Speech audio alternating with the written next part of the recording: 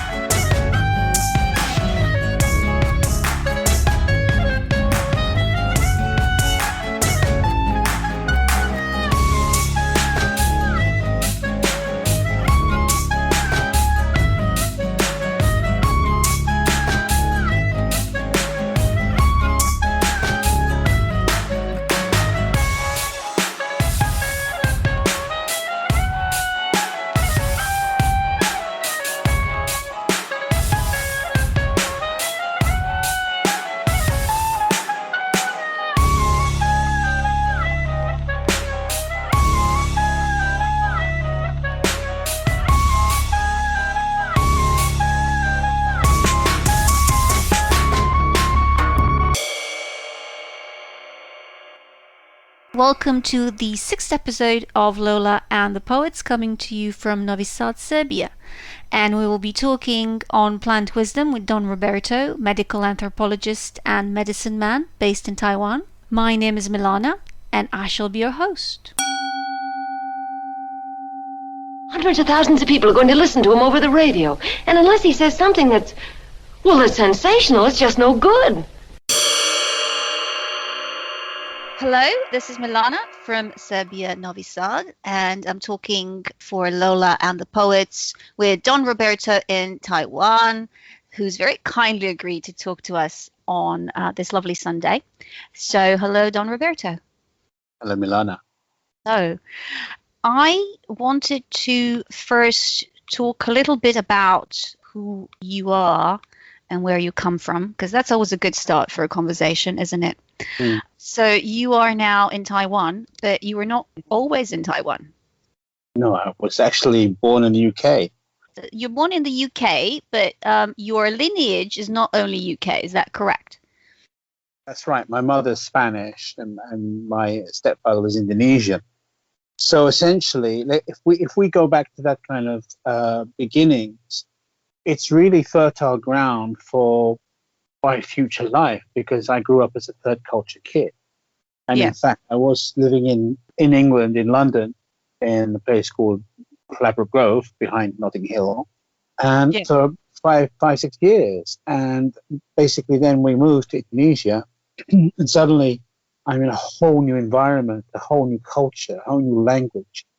And it was very disorientating, and it demanded adaptability and flexibility.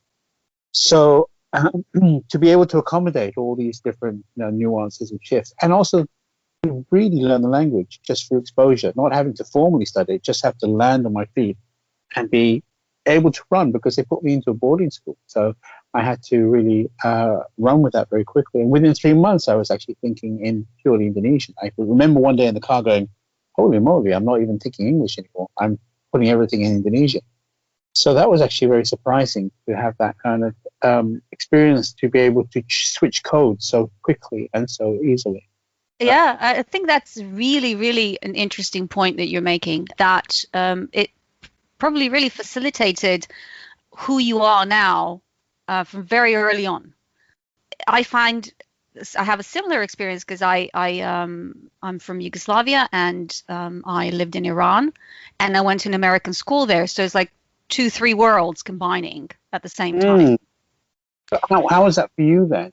To this intersection of coming back from a Yugoslavian background and family, being in a country that was Middle Eastern essentially, well, far Middle Eastern, and then in an American Anglo environment. I found it very comfortable. It was an international school. So it was not only an American school, but it was an American international school. So all the kids from all different, people and different companies from different parts of the world that worked in Tehran at that time were there. So from very early on, I was very comfortable with an international environment.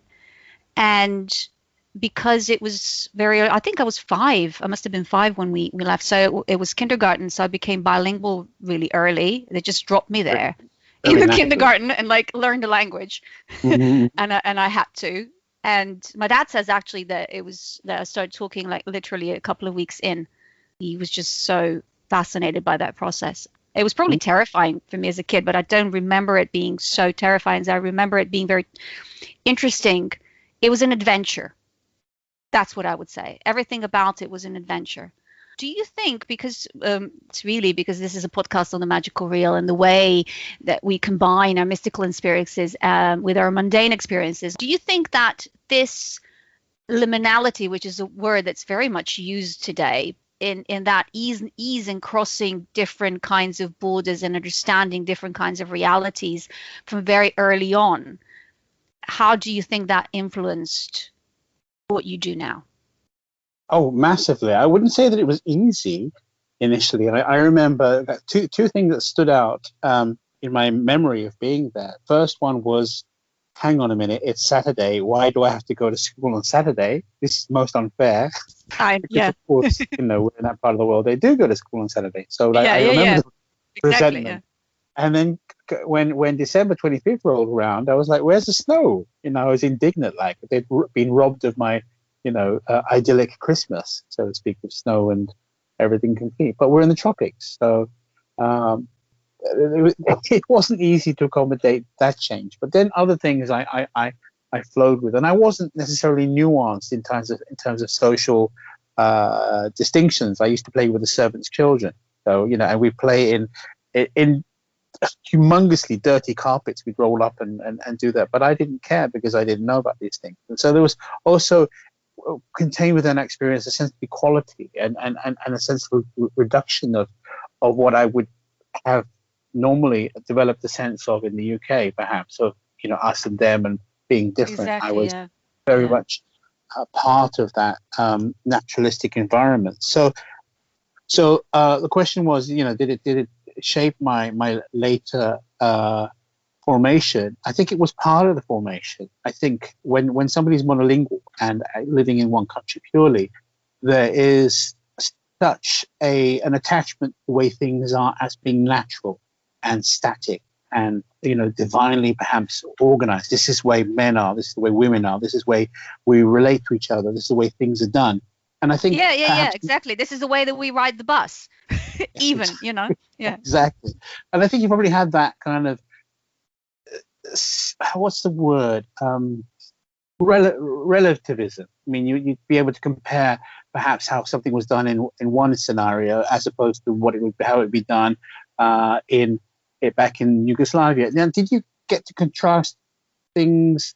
Although you went to an American school, international school, did you get to have interfacing with Iranian culture in any meaningful way? Yeah, of course, yeah. It was there were Iranian children in my class, because some Iranians sent their children in to American schools or to British schools, and there was also a lot of families, like there were families with people that my parents had business relationships with, that they also developed friendships with. I didn't learn Farsi, which is a great regret. I understand. I can't say I understand some of it. It's just some words pop out because I never went to classes, which just shows you that it wasn't really. It was more. I was immersed in the culture in the sense of it. It was a feeling. The feeling of Iran, when I recall it in my mind, is the feeling of home. But in that setting, in that combination of both it being international and being of a particular space in terms of psychogeography. Was it temporarily located in the sense of that being the home of that time, or was it more a spiritual home? It's more a spiritual, because I had a very good time there. And then when we came back, I didn't come alone because I was 9 or 8. I stopped remembering exact ages. I think it has to do something with calibrating the experience still. But I think that when I came back, I really didn't have a good time here adapting. It was just all so uniform and not in any way. it's just everything, the broad horizon suddenly narrowed. Do you think that's not necessarily Iran, but the fact that you went to an international school with different diverse cultures? I think it had to do with many factors, just like with you. It had to do with the factors. It's now because we're now talking about how much, what all the setup, all the societal setups, all the societal almost permanence in a society that change over time, over hundreds and hundreds of years. As children, we crossed within a couple of years of our formative years.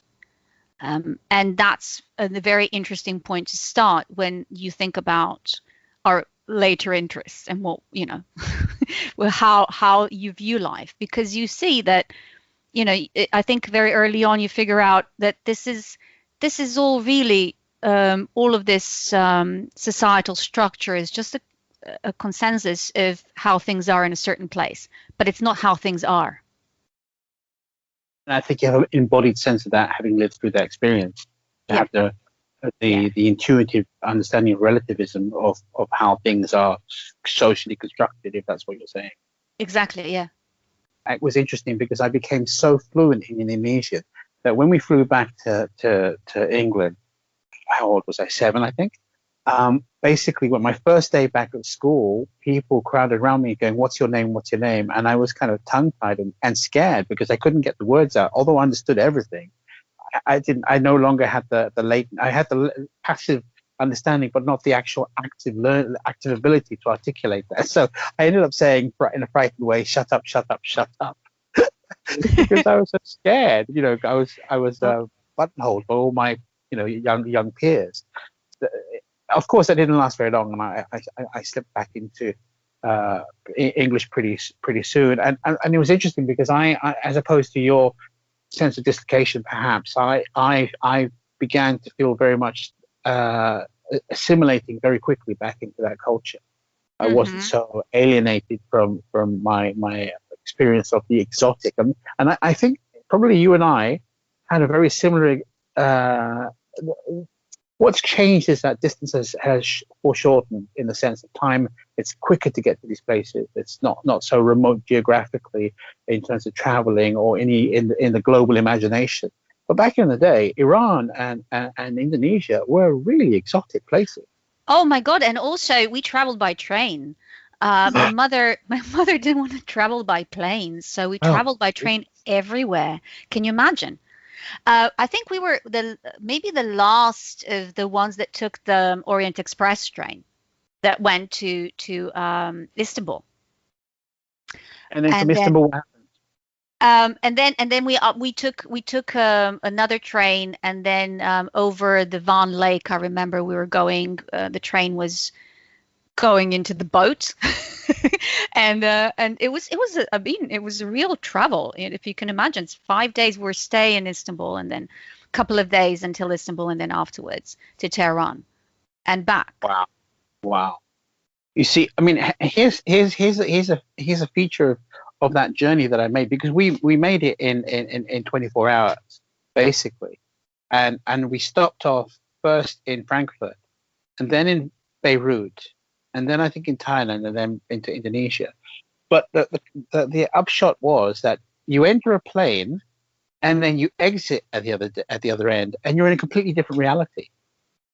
And don't you think that that's like a perfect way to set someone up early on in crossing realities within their work? Exactly. It's this kind of the sense of a portal. So I had an embodied sense of like moving between, so physically moving between realities. Boom, you're in this reality. 24 hours later, you're in a completely different universe, essentially, because there are different rules, there are different customs, there are different foods. So you might as well have, ported across the universe. So exactly, yeah. And after a little while, you're not phased. You just simply slip into whatever it is that you need to not really adapt to so much as in just respect. You differently, you set yourself up slightly differently, but you don't change much.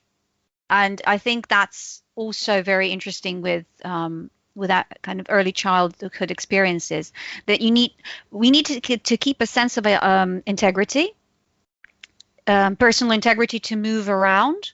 I think you, as a child, you probably just learn it. You don't think about it, of course, but at the same time, be able to just be within whatever environment we were put in, because we also didn't have much choice in that. It's our parents that made that choice.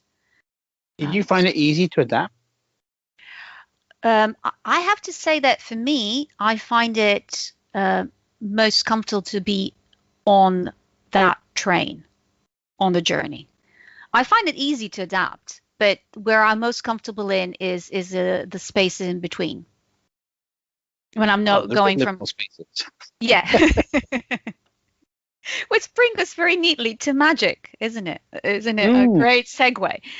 So yeah, so the question being the question of the podcast: what was magic to you, and what is it now? Oh Lord, I think that whole experience was extremely magical in and of itself. And then porting back to the UK, going to school in a Roman Catholic school, that was extraordinary, because that was my first exposure to that kind of religiosity. And I must share this with you and your listeners, that I'm not sure whether that experience in Indonesia really gave me that meta position to be more critical, to be more questioning of what I was told. Because here you have the whole Adam and Eve story and the whole original sin. And myself as an 8-year-old was saying, hang on a minute, putting it into very simple childish language. John has done something really bad, and yet way down the line, I'm still responsible for it. That's essentially the message they were communicating. And I was like, no, I don't think so. This doesn't make any coherent sense, that I am responsible for being the inheritor of the original sin of something that Adam did because he wasn't very smart or whatever. Does that make sense to you? I mean, even as an adult, it doesn't make any sense to me. No, it puts you in a position to not only question what bus you're riding, but what you're being told. It's exactly. Because it's the same thing for a child, isn't it? The rules are rules. So if rules change from one place to another, then stories change from one place to another. And then you can look at stories from a point of view of someone that is looking at them changing geographically, and therefore changing within what it is that you would take from it or not. I think that makes sense completely, that suddenly you're put in an environment that's very married, let's say, to a narrative, right? And then. Well, I mean, I must be honest with you. I mean, when I was in Indonesia, I went to a Dutch boarding school run by nuns, but they hadn't begun the catechism yet. Okay, we just had to pray to Jesus before we went to bed, and that was it. But here we're now getting into hardcore, dogma or creed. So that was the beginning of like, hang on a second, this doesn't make any sense to me. And therefore, the whole questioning approach to what I was being given was basically began there. So in a sense, if you are a believer, then you are believing in this mythology, in this creation myth, and that is the magic for a lot of people. That's how it all began. And yet I'm standing on a very different viewpoint, saying I can't join in on this. And not only can I not join in on this, I'm watching your behavior as nuns and priests, which is so far removed from what you're preaching in terms of the violence, in terms of the control and all of that. Does that make sense? Oh, absolutely. It makes sense not only that you are able to remove yourself from being in thralls of a particular kind of mindset, but it does speak to the skepticism that would then put you on a different path in searching of what it is that you actually believe spiritually. Absolutely. So, in fact, here's the thing: because that was such a bedrock negation of what I was being instructed to believe, that when I went through and looked at the whole logic, I went to myself, well, hang on a minute, and if this is not true, if there is no original sin really to validate, then there is no reason for atonement. Essentially, there is no reason for Jesus if this not a true thing. So it I kind of think it separated me from the adults. I'm like, why are adults believing this? This doesn't make any sense. So again, that's also parallel to that is a kind of skepticism towards their belief structures and the authority with which they have. For example, they would just say, "Oh, we had enforced confession on a Tuesday afternoon, where we children would have to trudge up some stairs to the fourth floor, and there was a lonely priest, and he'd be listening to us and say, well, what did you do? We're like 8 years old. Kids are kids." And then he said, I often could rack my brains for something negative that I'd done or something sinful that I'd done, and I'd make up an excuse and make him not feel bad and waste his time. Yeah, just to have material for the. So I'd have to lie in order to create a story. And then, but you see, the interesting thing was he would say, okay, and all you have to do is say 10 Hail Marys, And I was thinking, that's it? That's my get out of card? I could do whatever I want bad, and I could just have to recant or recite these 10 Hail Marys, and it's the score isn't even. But don't you think it's amazingly, it's such a pity. I mean, my story was different because the whole setup I was in after I came back from Iran was atheism, because it was socialism. Wow. So it was believing in God and believing in anything spiritual other than, traditionally grandmothers and families that would be maybe in the countryside and maybe would go to church. But it was considered, it's like, it's more a folk thing. Oh, this is just a traditional thing. You would go to Slavas, which is the feast day of the saint of the family, patron saint of the family. But there was nothing there. It was just form and respect to tradition. But you were silly if you thought that something else existed other than dialectic materialism. So it was just silly. It was just silly. You were considered silly. Like I said, church was rationalism, right? It was yeah, exactly. It was the church of rationalism. it was a religion for sure, but it was not, it was not, it was purely a mind construct, which is mostly everything that is connected to a dogma. But this was really connected to just, the God of science. And then what happened during all of that is that I started having, I always thought there was something other than what we can see, hear or touch with our five senses. And I just kept going with it. And I started believing, and not believing, because that's the wrong word. I started talking about aliens as a normal thing. And I was just considered by my family to be eccentric as a child. And I was interested when you were talking about aliens being a normal thing. I was, the first time I had an experience of an ilk was right when we came back from Iran. So it must be like 9 or 10. And because I kept having certain experiences, they were very normal to me. I wouldn't just talk about them because I understood very early on that you had to frame them in a certain way for people not to get, too bothered by them. So just, I think when I was 9, when I first saw a big ball of light. Really? Well, yeah, I woke up in the it was not the morning, but it was maybe, I don't know, 5. It was dawn break.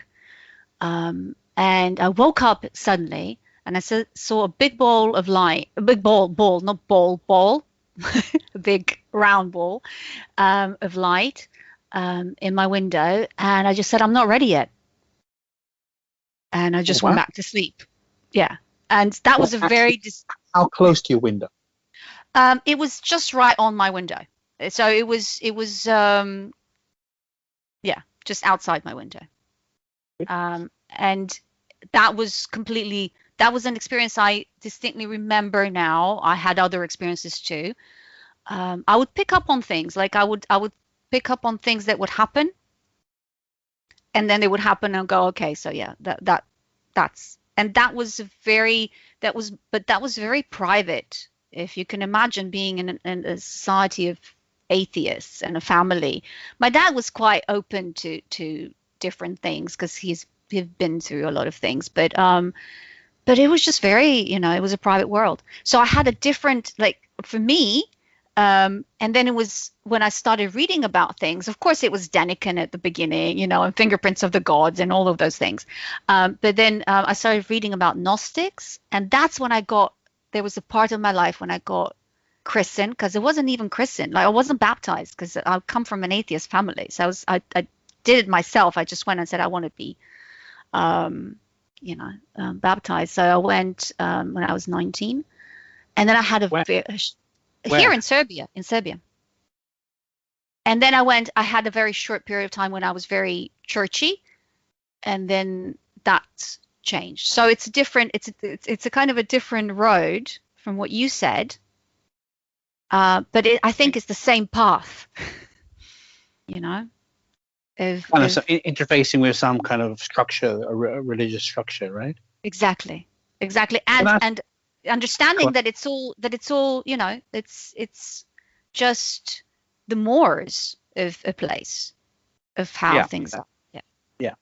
Can I ask you, when you were baptized by the Gnostics that were in Serbia, were they related to the Bodmils? Are they called the Bodmils? Oh no. I wasn't baptized by the Gnostics. Maybe I didn't make it clear. I was interested in the Gnostics, and that took me back to Christianity.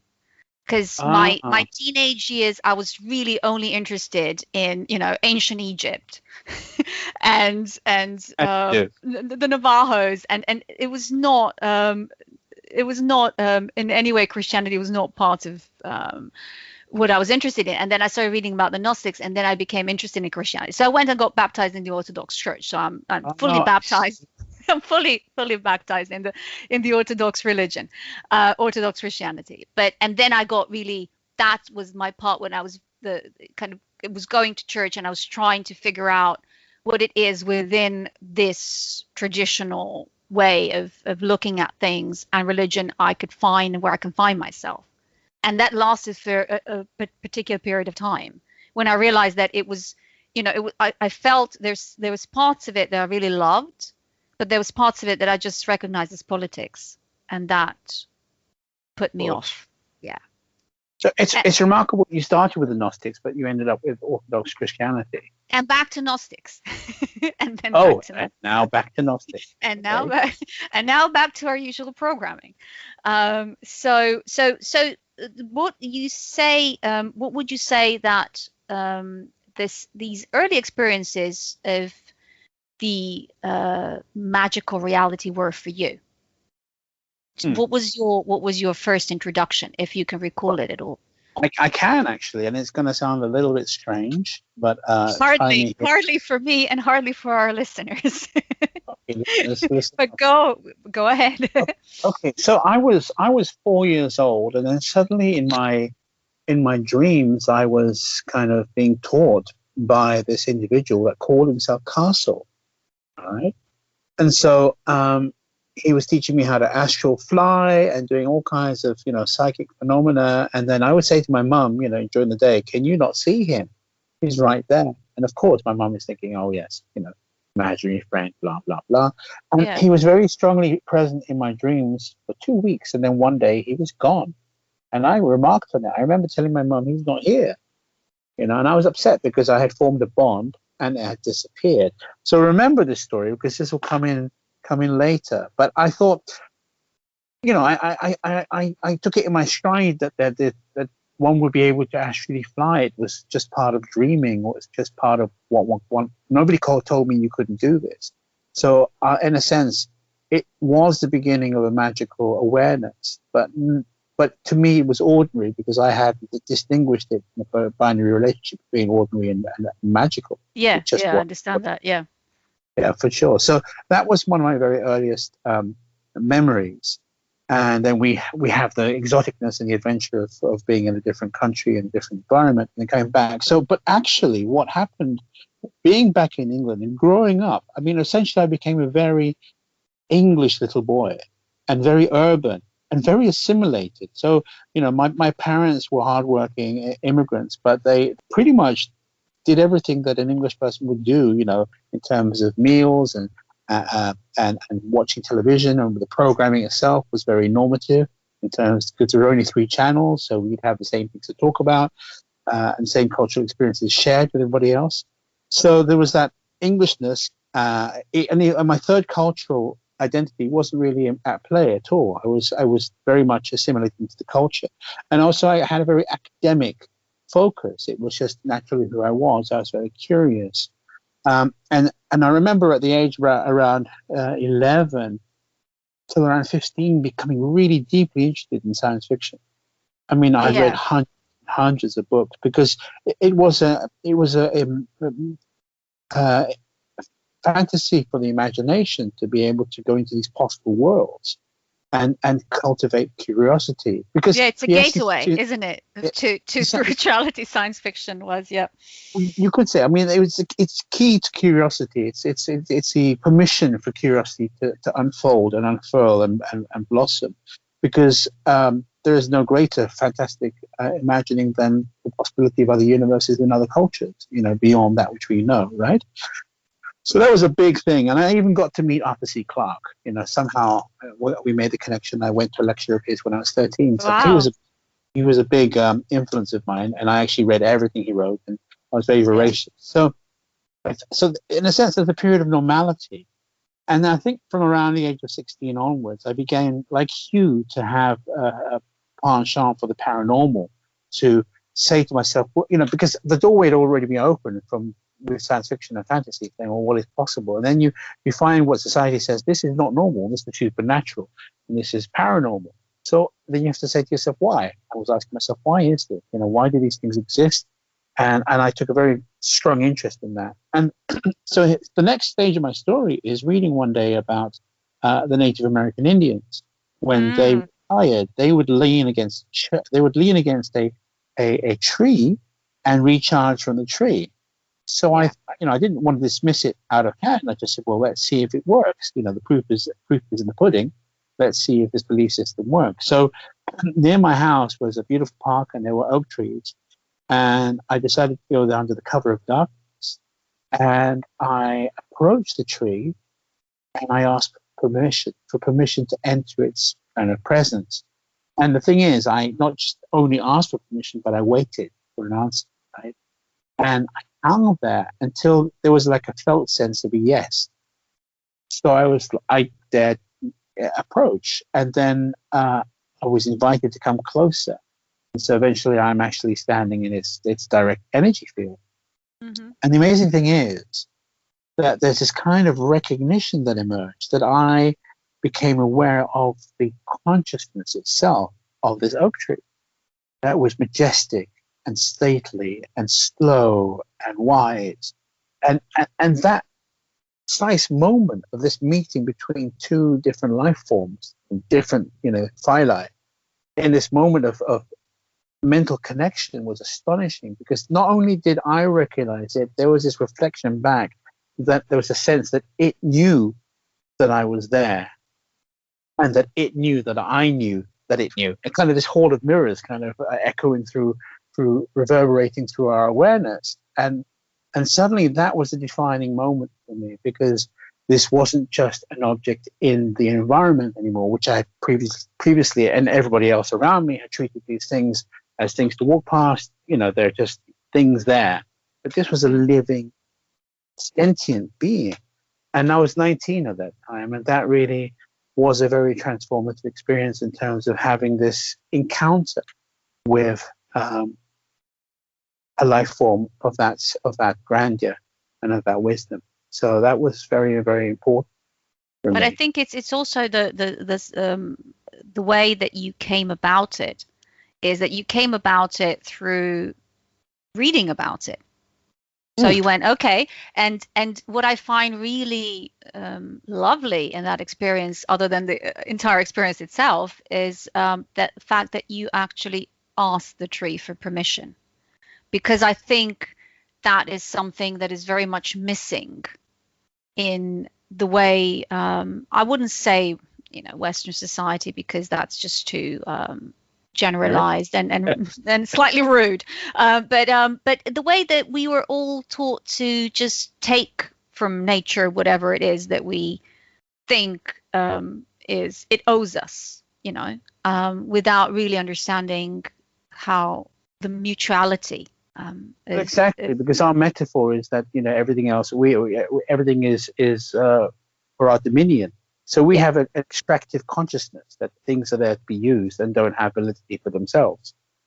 It's always how do you when people ask questions without really thinking about them, it's always so how do you use that? Like the word use is utilize, and use is so much a part of our mentality still, very much so, and not how do you have a relationship or relation with, how do you play with, how do you have a mutuality with.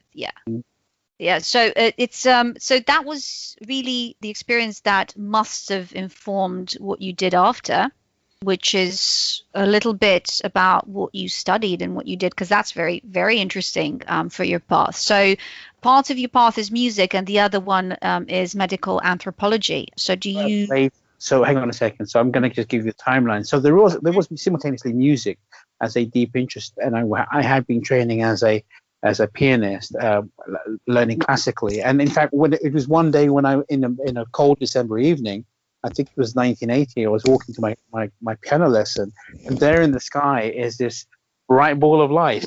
It was like your experience.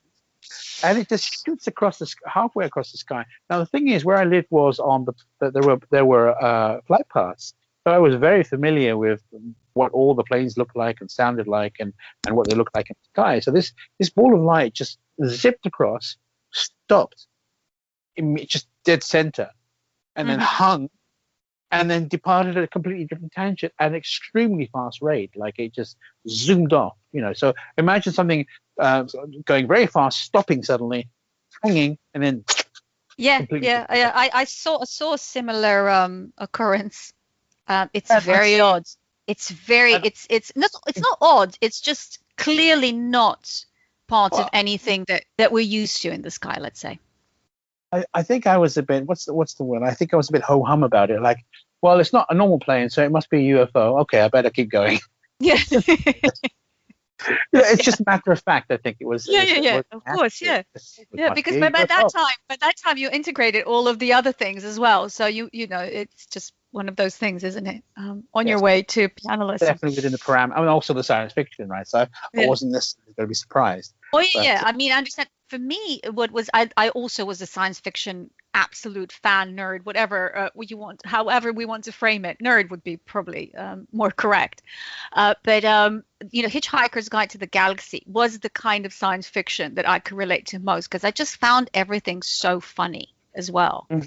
There's always this element of the comical, and also the juxtaposition of our lives as it is, and how people just go about their business, and then everything else happening at the same time. And as a child that has this liminality within them, and understanding how borders can be and worlds can be negotiated and crossed, you suddenly realize that there's a fun in it. It's not all ominous.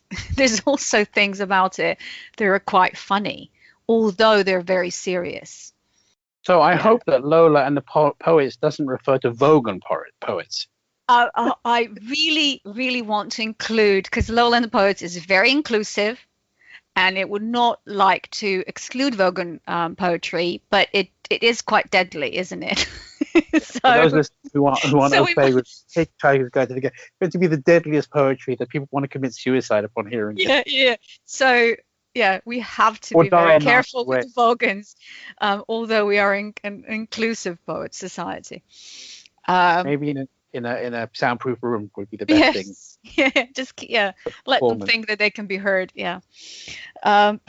Sorry, you were going to a piano lesson, and you saw a UFO, and that's where I interrupted you. So so there was this interest in music, and actually what was beautiful, my interest in anthropology not only came through the travel and exoticness, etc., so the lived experience, but it also was, I was very, very lucky to be able to audit. When I was 19, I was able to audit lessons at a different university, and there was a lecturer called Christopher Small, and he had written a book called Music, Society and Education. And what that book was, and it's a seminal book within music education, it was talking about the embedded codings of forms of music. What does the actual sense of timing within a piece of music actually reveal about the nature of beliefs around how the world works? So, for example, if we have Western music, it has a linearity built into it, right, beginning, middle, and end. Whereas if you contrast that with Balinese music, there isn't such a linearity. Yes, it will eventually end, but it's a circularity that is reflective of that belief of regeneration within time cycles. So that kind of was very beautifully articulated and very well documented and entrancing. And he was a sublime lecturer as well. That it just sparked my interest and my awareness and my hunger to learn more about that. And I actually really opened up that door towards wanting to know more about world music, which is the vehicle for getting to know cultures from the inside, to really try and appreciate and to understand and to get into the music forms that they have. Does that make sense? Oh, absolutely, because it is it's patterning, isn't it? So whether or not it's patterning with music, or it's patterning with experiences, once you get the patterning of the pattern that you understand well within your being, and also your cellular memory, I think, as well, then everything else becomes easier to negotiate.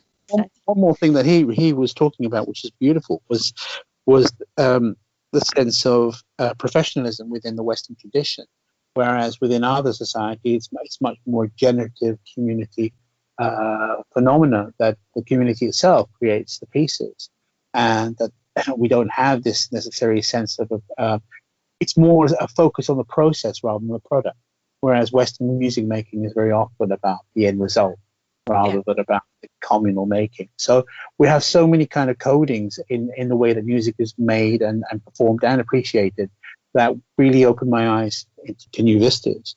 Now, at the same time I was interested in that and training as a pianist, I was also formally studying my language studies, which were at university studying Chinese, Spanish, and linguistics. So that was a whole new world of learning. So and I got to spend time in Spain and Taiwan as well. That is. You come to the part of your journey where medicine becomes a word that's important to you. Let me think. It becomes important to me before that, actually, because whilst that was university, this might be of interest. It might really be of interest. The healing interest actually began when I was at university, because I came across this book called The Structure of Magic. Okay. And volumes 1 and 2. Bold title, yes. Very bold title. And this is going to weave back to your question about magic. And although it's a little bit more prosaic than that, because essentially it was written by Richard Bandler and John Grinder. And so essentially these were written about 1976 and 1977, and they were talking about the influence of Chomsky's transformational generative grammar. Okay, now that doesn't sound very scintillating, except if you're a nerd like me, because they were looking at the deep structures in language patterns, and how if you examine how someone uses language and how they delete things in their surface conversation, that you can see where the distortion is in their mental formation. Oh, that's fascinating. Deleting stuff, right? You get it, right? So you listen to the language and you can see how their experience is actually skewed at a deep level by listening to the surface. Where the editor is, because then you can understand whatever is deleted and whatever is edited. You can understand what kind of entity is doing that. or exactly. Or let's just say you or a always do psychological this. complex if we want to You go always into do this. The generalization is not yeah. based on reality. So you can interrogate the language itself to, or turn it in on itself to attempt to manifest some healing. Now, Grinder and Bandler then went on to create neuro-linguistic programming, NLP. Yeah. But the idea that you could heal through language was really fascinating. They're a little bit turgid, these books, but it was the actual idea that was beautiful. And the NLP itself piqued my interest, and I said I want to learn more about this. So I read all the NLP books, and then I began hypnosis training, and that was a whole new avenue where I was beginning to explore the power of unconscious, of the hidden resources that we contain within us, how we can reprogram the unconsciousness, and we can expand into altered states, namely alpha, beta, theta, and delta. We can actually begin to manipulate those states at will through hypnotic inductions. So that was really beautiful. And at the same time, it was my first exposure to Jungian archetypes and shadows and animus, and the ideas of Robert Saggioli and psychosynthesis. So I was beginning to get a foundation and a feeling for the therapeutic domain. Yeah. My very brief brush with NLP, there was something about it that I really disliked. For me, if it doesn't have a philosophy behind it, I cannot deal with the technique. And for some reason or other, that's how I viewed it. I might have been completely wrong, but that's how I viewed it. And of course, you have to remember that I come from a very traditional, because I studied psychology. I graduated in psychology. So I come from a very psychological background point of view of, okay, so on what theory of personality are we basing this on, to understand what is the philosophy behind it. And if I cannot understand the philosophy behind it, then I just dismissed it, let's say. But so for example, you take a person like Adler or Lacan, and then you can extrapolate, where their philosophy came from, or their belief systems. Yeah, is that what you're saying? Yeah. I would have to understand the origins of something and then understand why that tech is supposed to work. Oh, okay. Well, actually, it was pretty functional in the way that it originated. I mean, John Grinder was a transformational generative grammarian, so he definitely had the chops intellectually. And and Richard Bandler was a psychologist, actually. So, how that initially, I mean, this is a bit digressive, but how they initially began working together, it began as modeling projects. How can we distill the patterns that generate genius or generate excellent behavior? And so they began to look at the neurology of that in terms of what is it the person's doing, what are they accessing within their neurology, and can we train that? Can we model it and then train somebody else?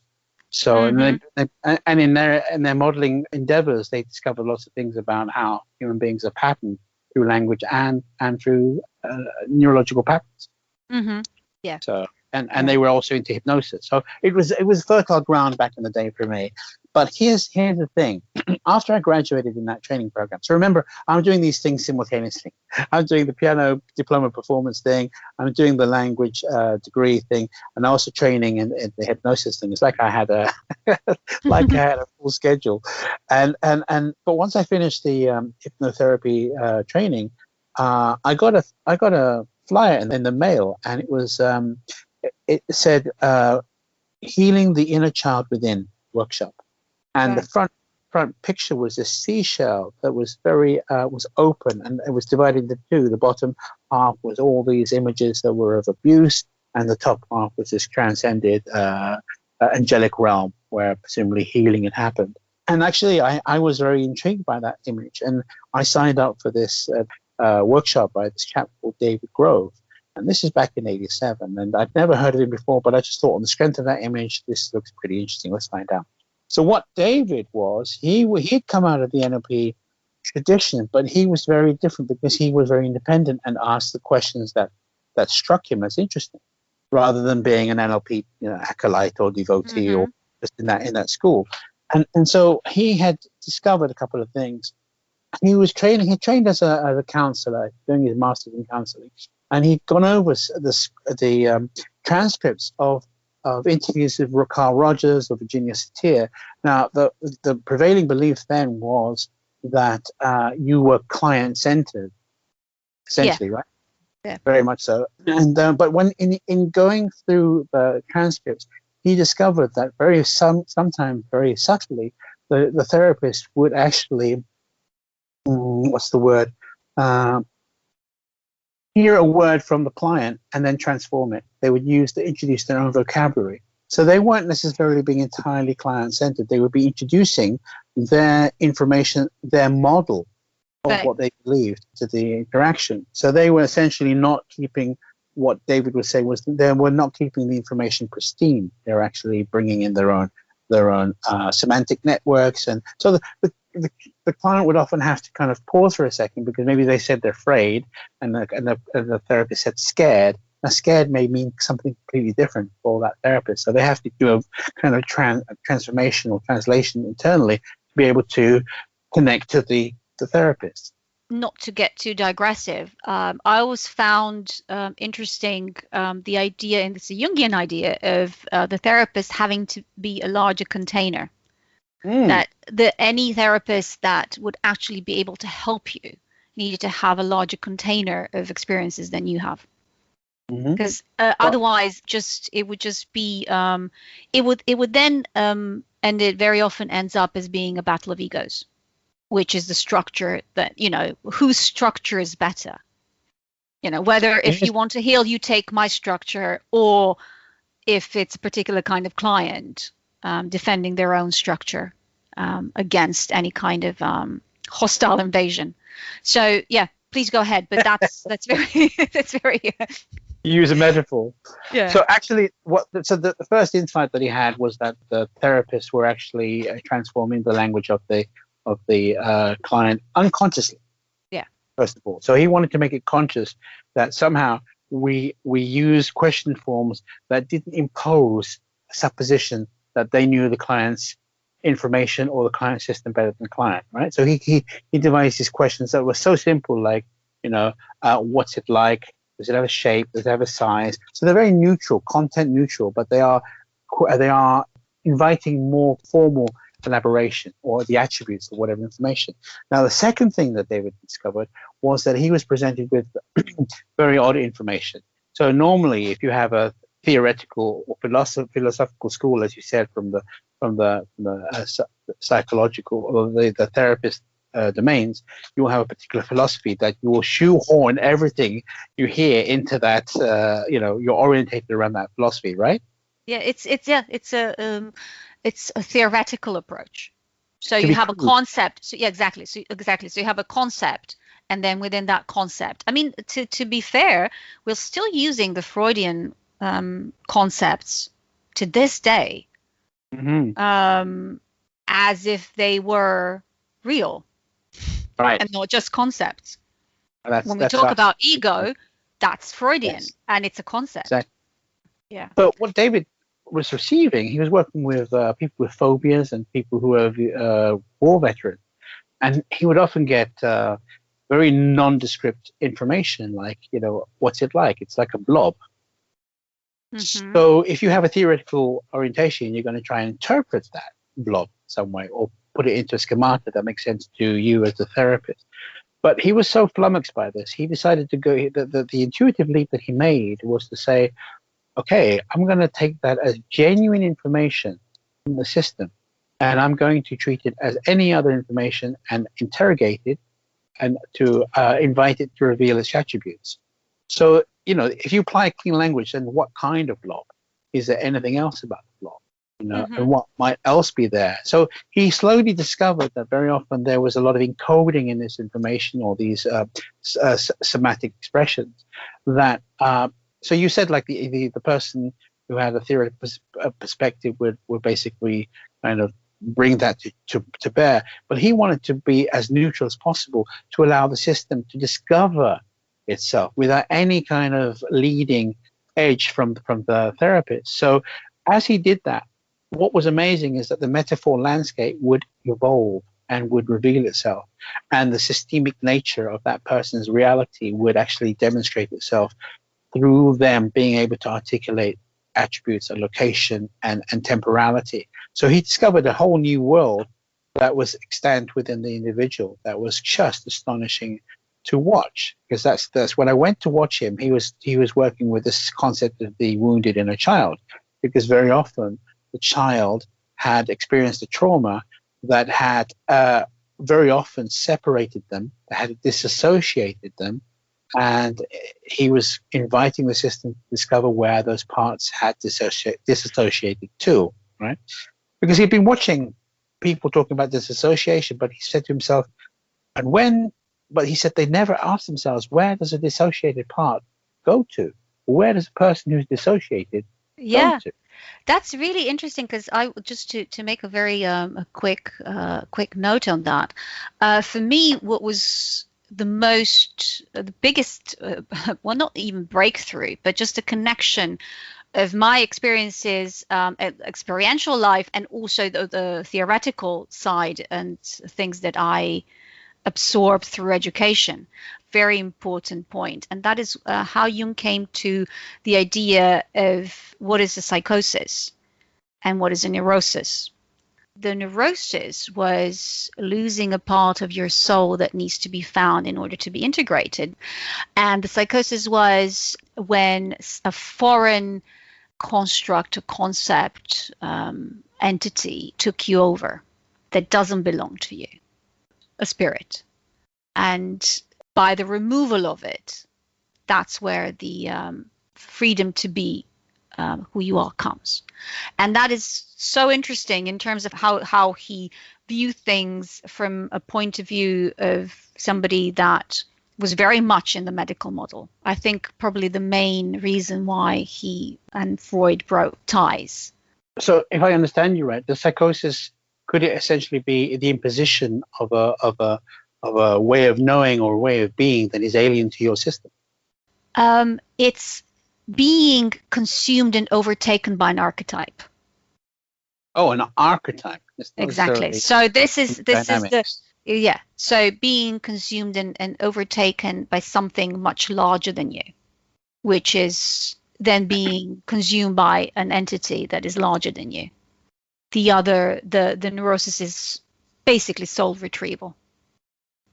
So I was watching this in real time. So here's my experience watching this person asking the simpler questions that unleash this whole flow of information from the client. And all the client is doing is they're continually referring back to their system, interrogating the system. And the system itself is updating in real time because it's discovering new things about itself. So traditionally, I mean, people would say that you're not healing because you don't have the resources. What David discovered is that, yes, people actually, in the actual symptomatology of what they're presenting, therein lies the resources that they need for their healing, except the resources are not in the right place. And it's itself can find out how to restructure by knowing itself, by applying the wisdom that it already possesses, then healing can happen because it's not externally imposed, it's internally generated. It's a rearrangement, and it's an up-leveling of the self-organization. Yeah, the system heals itself rather than yeah. So it was amazing to watch that because there was an elegance and there was a respect and there was a non-invasiveness, because he would say to us, I don't know anything about how the system works, but I can ask the questions that allow the system itself to reveal and to demonstrate the map and the inherent logic that's contained within it, so that itself can find its own healing. Mm-hmm. So, and again, watching him, he would be, he used to say the wisdom of the system, which is a very beautiful phrase. Yeah. And I'd watch him working with various elements of a fragmented psyche that he would create a context, and he would hold huge amounts of disparate parts of information in terms of spatial information, where things were and the nature of things. He would hold it all together, and then he'd ask the most elegant, simple question, and would X be interested going to Y, this other thing, right?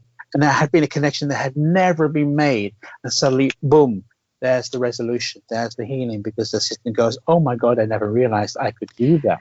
in a way, that's very similar to the integrative arts therapy that I've been going to Professor Snežana Milenković, her approach, but that is done through the image, through Yes. It's not through language, but it's through the language of images.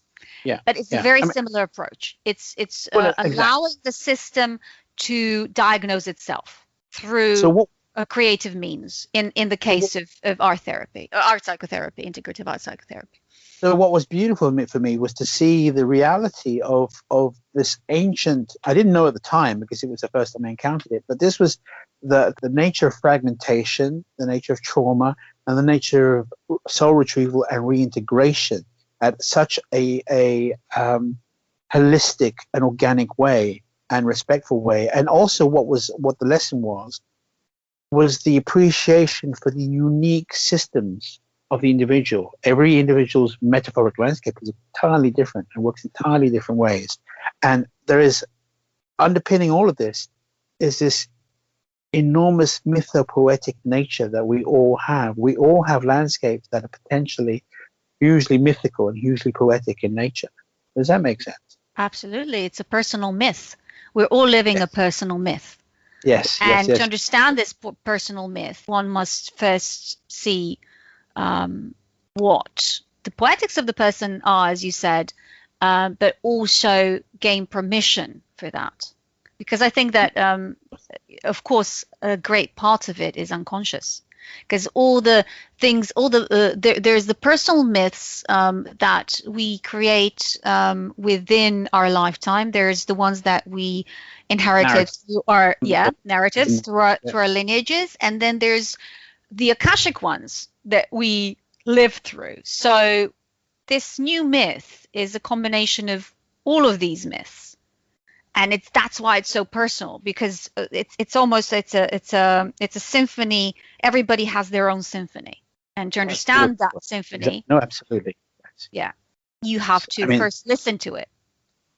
It engendered a lot of respect, and a lack of assumption in terms of watching him.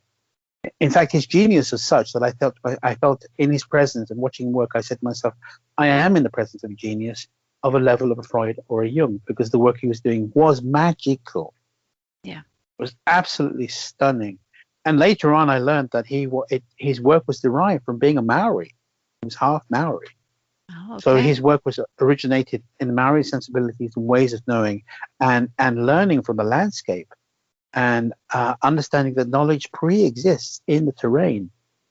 So wow, it was. I mean, he really became a mentor for me in terms of his accessibility and friendship. So a tremendous figure in my learning, and to have witnessed him working as well many years. So wow, David Grove. That was what you said, that the pre-existence of it in the terrain is really interesting for me. So how did you then go to the terrain that now is very important to you, which is Peru? Let me just tell you two things that happened.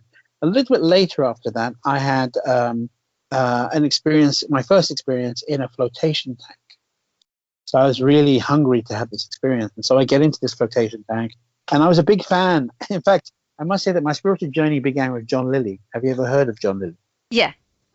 Right. So he's a developer of the isolation tank, and he worked with Satishans and all that.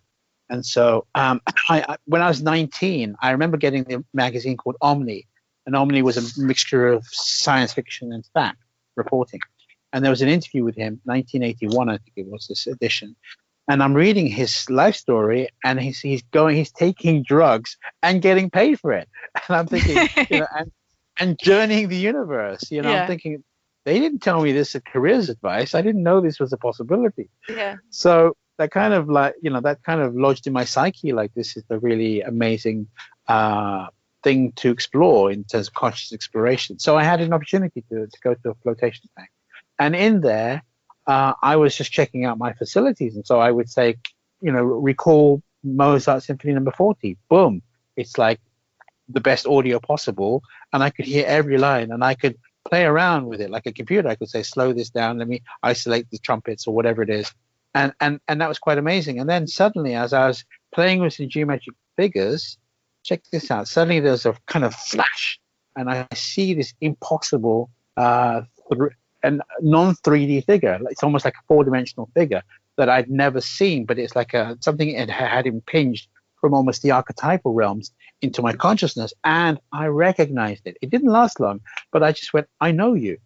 So something had kind of moved from the into the 3D realm, from the 4D or 5D realm, that I had an intuitive sense of recognition. That was quite astonishing for me. It's all pebbles, really, isn't it? Because the experience of what you're doing now drew you in through various experiences that eased your way. Yes. And that I find very beautiful, because there's such I wouldn't say design, because that's a very loaded word, but there is a luminosity and a purposefulness in it. There is something within it that really positions you synchronistically in a certain space to have a certain experience. Yeah. Or serendipitously. At uni, I was doing linguistics, and I make a proposition to my supervisor, like, can I do this thesis on xenolinguistics, like the possibility of communicating with alien beings? And they were like, okay. So I went off and I did the research, and then I realized actually it was a bit too much for me at my intellectual level at that point. I didn't have the foundation. So I narrowed the focus on biolinguistics, the evolution of language. Why do we have it? So it's a symbolic representation, blah, blah, blah. And I was lucky because when I went to Spain as part of my year off, I was in Madrid, and I went to the Delphinarium, and I spent a lot of time at the Delphinarium just hanging out with the dolphins, right? So then one day, I'm sitting by the edge of the pool, and suddenly, her name was Mary, one of the females, she popped up. And then she looks at me, and then she just radiates this whole sonar for like a minute or two. It really felt like an energetic download. I know it sounds so cliched, but I was being bombarded by sonar, and knowingly. And so, stuff was happening. I was like receiving this and the confusion.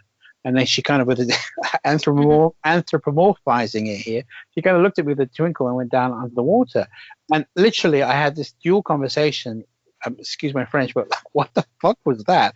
And another part of my brain said, chill out. You don't need to know.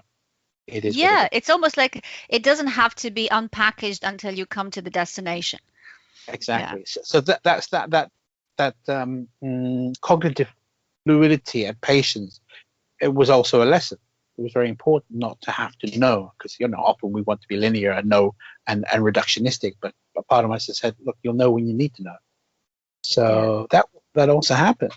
So then, actually, just fast forwarding, I came back from my year in Taiwan, and what happened then after I graduated, I said, no more academics, no more cognitive exploration. I've done that. I want to be experiential and hands-on. So I then moved and trained as a body worker. I really loved massage. I enjoyed being touched. It was a fluency I had, and I created a company called Stress Busters, which we were going into companies and doing closed sequences on a mobile chair, basically, that we had. And that had a great deal of success. It had a great deal of media coverage. And I did that for 3 years.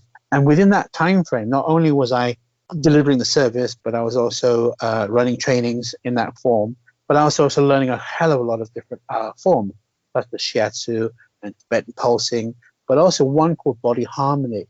Body harmony is amazing, because when I arrived, all my fellow bodyworker friends were just raving about it and saying, you've got to try it. But what happened was, when I was in Bristol doing an exhibition, somebody said, oh, there's a body harmony person here. You want to meet her? And I arranged a session. So I'm lying on the table. We hadn't even begun properly. But as she approaches me, she says, your body doesn't like metal. And I looked up, and I was like, how did you know that?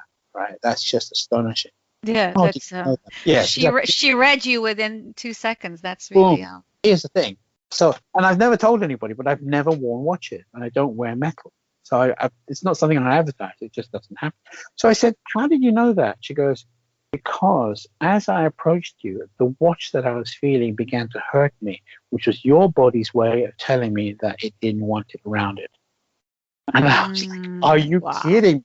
Are you at that level of awareness? Yeah. Oh my Very God. neat. Very neat. Yeah, it's pretty cool. So I wanted to learn more. And so I went to Glastonbury Change with the founder, Don Roberto. And really it was astonishing because I had to drop everything I'd known. Of course, I'd known all these forms and I know what to do here and I know where the muscles are. But this is a whole different ballgame.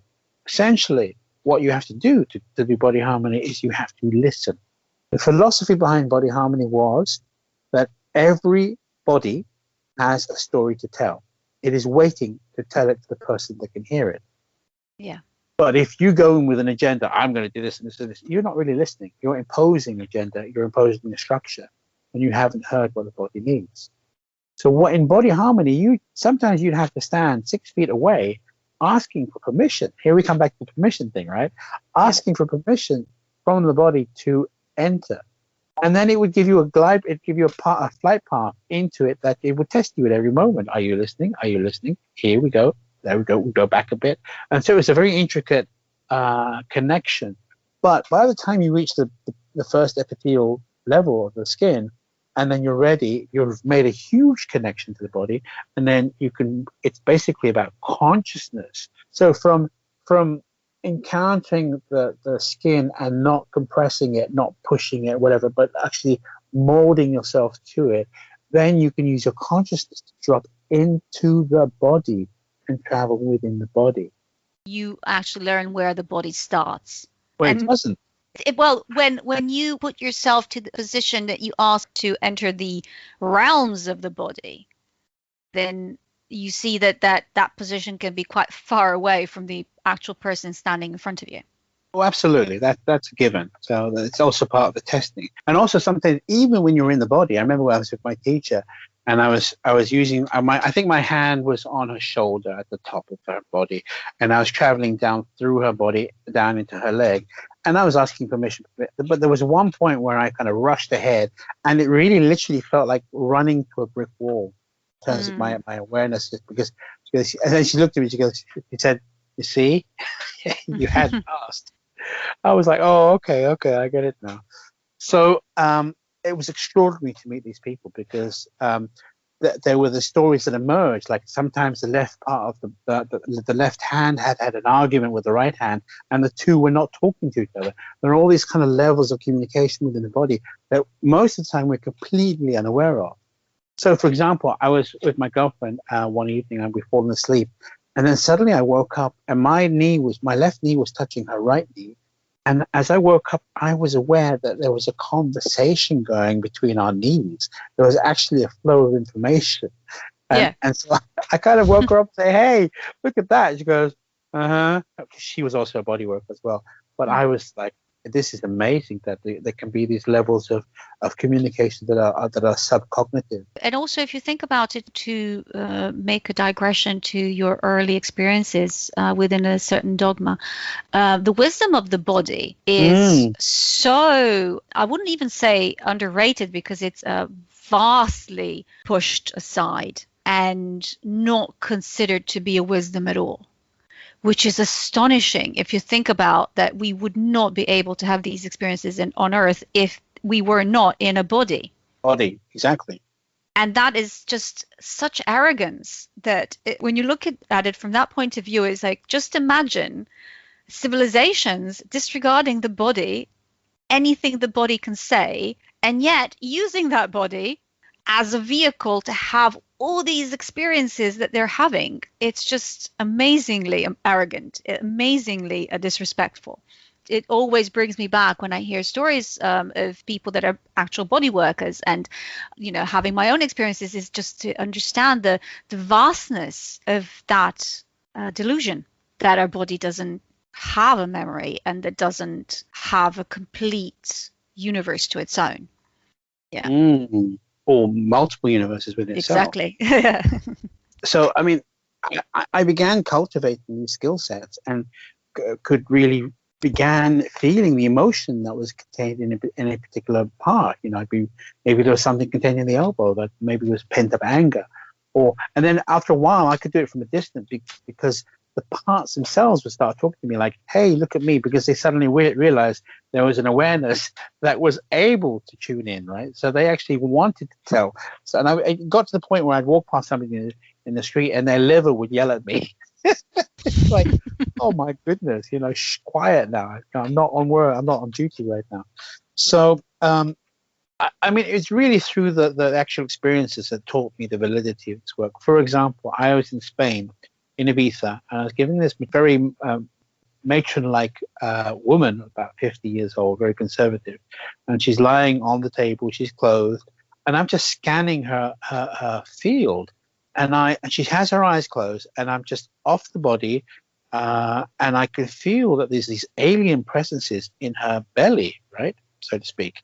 And I'm thinking this at the time, and then she opens her eyes and she goes to me, yes, I've had 2 abortions. And I was like, oh my God, they're still there. The imprint is still there. So in a sense, what I want to say is that the real foundation, one of the primary foundations for my shamanic work was the sensitivity training that emerged through the body work, and specifically through body harmony, to be honest with you, because that was transformational in my own development and very, very important. This is really quite interesting, that the way that you went into shamanic teaching is through first understanding basics of the body, and then came the framework. So it's almost the other way around, isn't it? When you say framework, what do you mean by that? I mean, the cultural framework, we will talk about that as well. We might as well talk about it right away. What is shamanism? What is shamanism in terms of locality and various places in the world? What are different words for being a medicine man or woman in different parts of the world? And what was your path navigating it? And where did you land? So that's where I'm mentioning frameworks, is the practice usually comes through teachings and lineages and particular cultural frameworks, wherein that you are then situated and understand the body through that particular cultural framework. But your path was in understanding the body within a framework that was a therapeutic one, but not necessarily a spiritual one. So you come from that into a framework that is also a spiritual one. Eventually, yeah. I think that the lack of agenda that body harmony really was insistent on and the insistence on deep listening of a completely different caliber and a complete openness was really fundamental. And that informed everything else that followed later on, because it is essentially about deep listening and listening to the moment. Because that's the other thing. At day 4 of my training, I went, hang on a minute, hang on just 1 minute. This isn't about body work in a formal sense. This is about listening to the universe for it to give you feedback as to whether you're in the right place or the wrong place, as to whether you have permission or not permission, as to whether you're in grace or you're not in grace. That was the magicality of the hidden teachings within that training was what I was left with. In fact, Don McFarlane looked at me and he looked at me and said, "You know what your problem is?" I said, "I've got lots. Where do you want to start?" And he said, "Your problem is you know too well how to make things happen." So I said, "Yeah." And he said, "What you need to learn is how to let things happen." Yeah. Go on, sorry. Allowing. No, it's wonderful. The way I'm seeing it is that it has to do also somehow with the masculine and feminine principle. That's how I'm reading it. Exactly, because I'm very good at making things happen, being very yang-like or very active. Yeah. But to let things unfold, to be receptive, to be more passive than is my default nature. That took learning. That was the real curriculum. Yeah. And I hope I've done him proud. Yeah, I'm sure you have. So now, if you don't mind, we could move then to the work that you do now, how it started, and perhaps just a little bit about the terminology, because I think that's quite important as well for people to understand who are listening. Let me make it very, very clear that I was not looking for this path. Yeah. When it found me, I mean, actually, I had initially done a little bit of shamanic journeying in the classical sense. That means a drum is played at a constant frequency, and you're allowed to go into an imagined hole in the ground or a tree and go down into the lower world or the underworld, and then you travel therein. But although I was successful at that in my initial attempt, I was really worried that it was too much imagination driven and that I was effectively making it up. So I didn't return to this. So essentially, we're talking about the year 2007, and I get this knock on my virtual window through Facebook, and somebody says, it was a friend request. So I looked at them, and back in the day in Facebook, you could connect with somebody according to interest. If you were interested in inline skating or dwarf throwing, you could find somebody, and that's all changed now. But back in the day, that was what it was. The ancient times of Facebook, yeah. Yes. So I looked at this person. He lived in a neighboring city to me, 40 minutes away, in Taiwan, and his interests were shamanism and ayahuasca. And I was like, hang on a minute. I remember reading about ayahuasca 20 years ago when I read the book The Way of the Shaman, which was written by an anthropologist who had spent time in Peru with the Shipibo Conivo, and he'd had the most powerful takeaway about the first chapter is that, first of all, they really didn't want to give it to him until he'd really proven himself. And then finally, when he did have the journey with the ayahuasca, it was a humongous, mythical, cosmic, universal journey. And the following day, the shaman comes to him and says, first you did this, then you went there, then you had the conversation, but they always say that. And he recounted every single detail. But the killer is that the shaman was blind. So I'm reading this going, well, this must have some objective reality if a blind person can recount your journey in such depth and accuracy. But then I parked the whole idea. I thought to myself, I mean, you knew me back then, actually. Yeah. We know each other. Just for the listeners to know, we know each other for about 25 years now. Exactly. So you knew me more or less back then. And so I parked it for 20 years saying, look, okay, I'm not going to I don't have any interest to go to Peru. I'm not looking for drug experiences. It's too far, too many mosquitoes, etc. It's too expensive. So, but I knew about it. And then, so this guy is on my friend request with this kind of profile. And I'm like, okay, I need to ask him. So I ring him up. I sent him a message and I said, what's the deal with ayahuasca? You're in Taiwan, not in Peru. And he wrote back saying, we have similar plants that can do the same thing. I'm like, what? So, in the same week, I have an invitation for a lunch date with this guy who's doing a PhD in business. So he's pretty straightforward, pretty square. And so we have a nice lunch. And at the end of it, he goes, oh, don't go just yet. And he leans down into his briefcase and comes back up again and puts this vial on the table full of brown liquid. And I said to him, look, I don't drink coffee. And he goes, it's not coffee, it's ayahuasca. And I just went, what? And I went, you've got to be kidding me. I said, do you know this guy? Because they lived in the same city. But he said to me, no, I don't know this guy. So simultaneously, in the same week, ayahuasca pops up on my radar. And I'm like, oh, you've got to be kidding me, right? So I contacted the first guy and I said, so, actually, no, he contacted me and said, we're going to do a ceremony at Chinese New Year in 6 weeks. Do you want to come? And I was like, come on, you got to be stupid. Of course I'm going to come. I'm being called. So essentially, I prepared. I didn't eat certain things.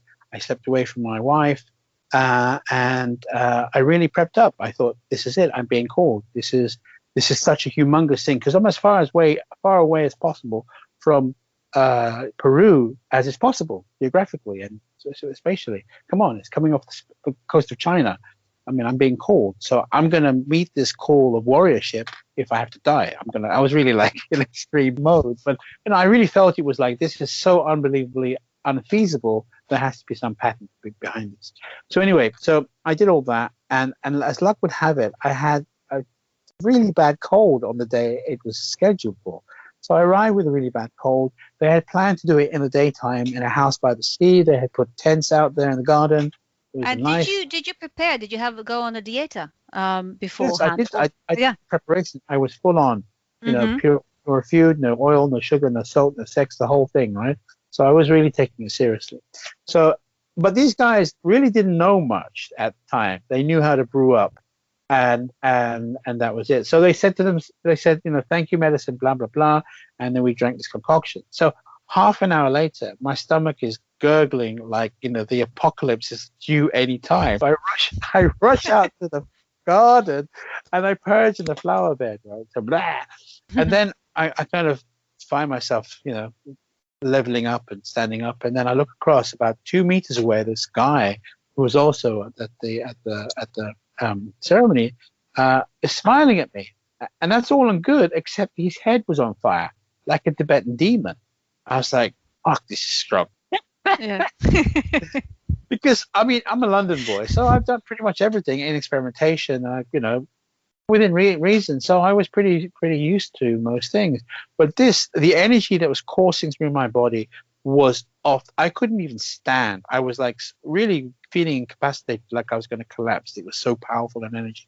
So luckily I spied the tent, and I went into the tent, and I took my glasses off, and actually I was convulsing at the time. I was actually all my muscles were convulsing, and I lay down and my arms began to convulse behind me.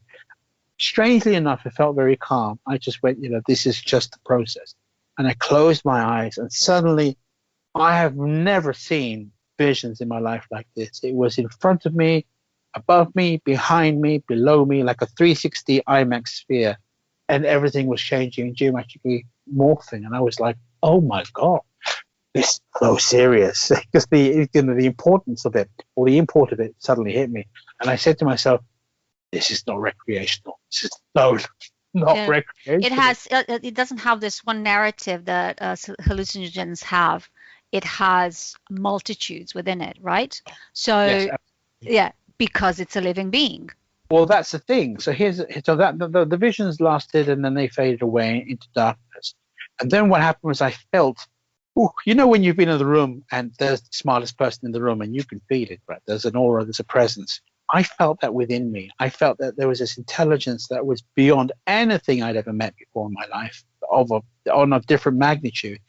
And that's when I had the epiphany. I went, oh my goodness, I have not taken a drug. I have not taken a liquid. I have taken within me, or a chemical, I've taken within me a living spirit. Right? Yeah. That was just that kind of, that realization, that epiphany was astonishing, because it's not, because all my experiences except for mushrooms had been chemical, and the mushrooms had been very teenage in terms of giggles and all that, but this was a whole different magnitude. It's not almost like it's watching a movie, it's being the movie. It's a completely different experience because it's relational, and you're already prepped for it through your experiences, so you could recognize it immediately. Recognize the intelligence. Yeah. But also at the same time, all the cells in my body are at such a high energy level. Just imagine the most powerful orgasm you've ever had multiplied by 1,000. That's what all my cells were going through at that point in time. Because of the medicinal aspect, which is the most important aspect. The awe, I think, comes in order to take the medicinal aspect seriously. Well, I'll get back to that in a second. Yeah. Then this presence telepathically says to me, okay, let me show you what happens after you die. I mean, if that's not a perfect opening line, I don't know what is. Yeah. But it said, let me show you what happens after you die. It's like, oh, fuck. But then we segued into this how to describe it, the sense of not having form. For example, if you die, this decays, but you are consciousness. So your consciousness is, in a sense, escaped the vessel that has contained it. So it is beyond time and space. It is everything. It is infinite. And so I was directly experiencing this landscape that was of infinite potential and of infinite size. And the funny thing is, I said to myself, well, first of all, I said, blimey, the Tibetans know what they're talking about. Mm-hmm. Number one. And secondly, what the realization was, I've been here before. I recognize this. Somehow deep within my cells is this knowing that is residual there. So when I'm back there in this kind of, like you said, liminal space or infinite space, there's this somehow a knowing that is beyond the physical. Yeah? Yeah, familiarity. That is carried through lifetimes. Because the thing that I took from that experience, I just went, oh, if I've been here before, logically, I've died and reborn over and over again to have enough familiarity with this. So what the hell am I worried about? Yeah. Yeah. So I came out of that experience saying to myself, I think I found what I've been looking for. Meaning my whole life has been a quest to kind of connect with the transcendent. And, reading or traveling or questing for information, whatever it was, that's what I was doing unconsciously. I'd never articulated like that. But once I found, because I was really touching and knowing what the divine means through this experience. This is the numinosity. This is the mysterium tremendum right there, right, in real time. And that's what people search for. And then to encounter it, you go, oh, there is another level. There is this and the connection and the relationship, the actual connection makes it, I wouldn't say makes it real, it's magical real. No, this is reality because there is a connection. This other being that you're connected with, you then understand that you are part of things. And I think that's where the isolation stops. And that is connection with the divine. That is grace. I mean, can be achieved, of course, in the connection between human beings and humans and other life forms. But to have it condensed in such a space, it says like, this is it. This is how it is. And I think because of that awe, it is then possible to work on you in the medicinal sense, in the healing sense. Yeah. Actually, it wasn't medicinal so much. Experience was more of a sacrament. I understand. Yeah. It was not in terms of healing. This was a revelation. I understand that. What I thought was this in this context. Experience, in the context of it being a sacrament, it had to be that in order for you and your soul to go through a healing process. It had to be through that door. But what was funny is that no one else had that experience. I came out. I get that too. Very ho hum. They were not prepped. No, I don't know. It just, that was a door that was open to me. Yeah. And actually it changed everything because I said to myself, this is what I've been looking for. This level of transcendence, which is tangible, which is real. It's not just fictional, fanciful. There is another level beyond this one. Oh my goodness. And there's some kind of solace to actually say, I'm not crazy. It's always good to know. Yeah. So there was that, and so that began my whole journey. If I had a very kind of ho-hum experience, I wouldn't have gone there. But I think you needed to slap me around the head a bit to say, "Hey, wake up! This is happening now." So the particular lineage then that you connected with, can you tell us a bit about that? I dived in deeply after that. I did have some facilitation and some guidance. Not with people that necessarily knew what they were doing, but they were sitting for me until I decided that I was at a point where I wanted to journey by myself and put my big boy panties on, so to speak, and dive in. And then in doing so, people started to ask me if I would sit for them or to observe for them, to hold space for them. And I would do that in silence until I began to realize that we were actually entering territory that I was beginning to have problems holding the energetics and having the responsibility of being able to discharge the responsibility of holding that. And then also realizing that I began as a sacrament and I used it for a while with that mindset and that frame. Then I began to see that it was much more than that. It had this profound medicinal quality to it in terms of healing the soul. So that in order to hold that space, I needed to up my game. Because if I was going to be in charge of someone's spirit or soul, I needed to train. And my first person was somebody who lived locally who had actually sat with a shaman and learned the Icaros from that person. So I asked her to teach me because I was in silence because I thought only if the Icaros descend and land then you can sing them. But and then she said, thank you for your kind request, but there's somebody even better than me who is in Japan right now. Why don't you write to him and ask him to train you? So I wrote to him and I said, this is the situation when you come over. He came over and we did the medicine. And that's when I really heard how powerful as catalysts and as drivers of experience the Icaros are.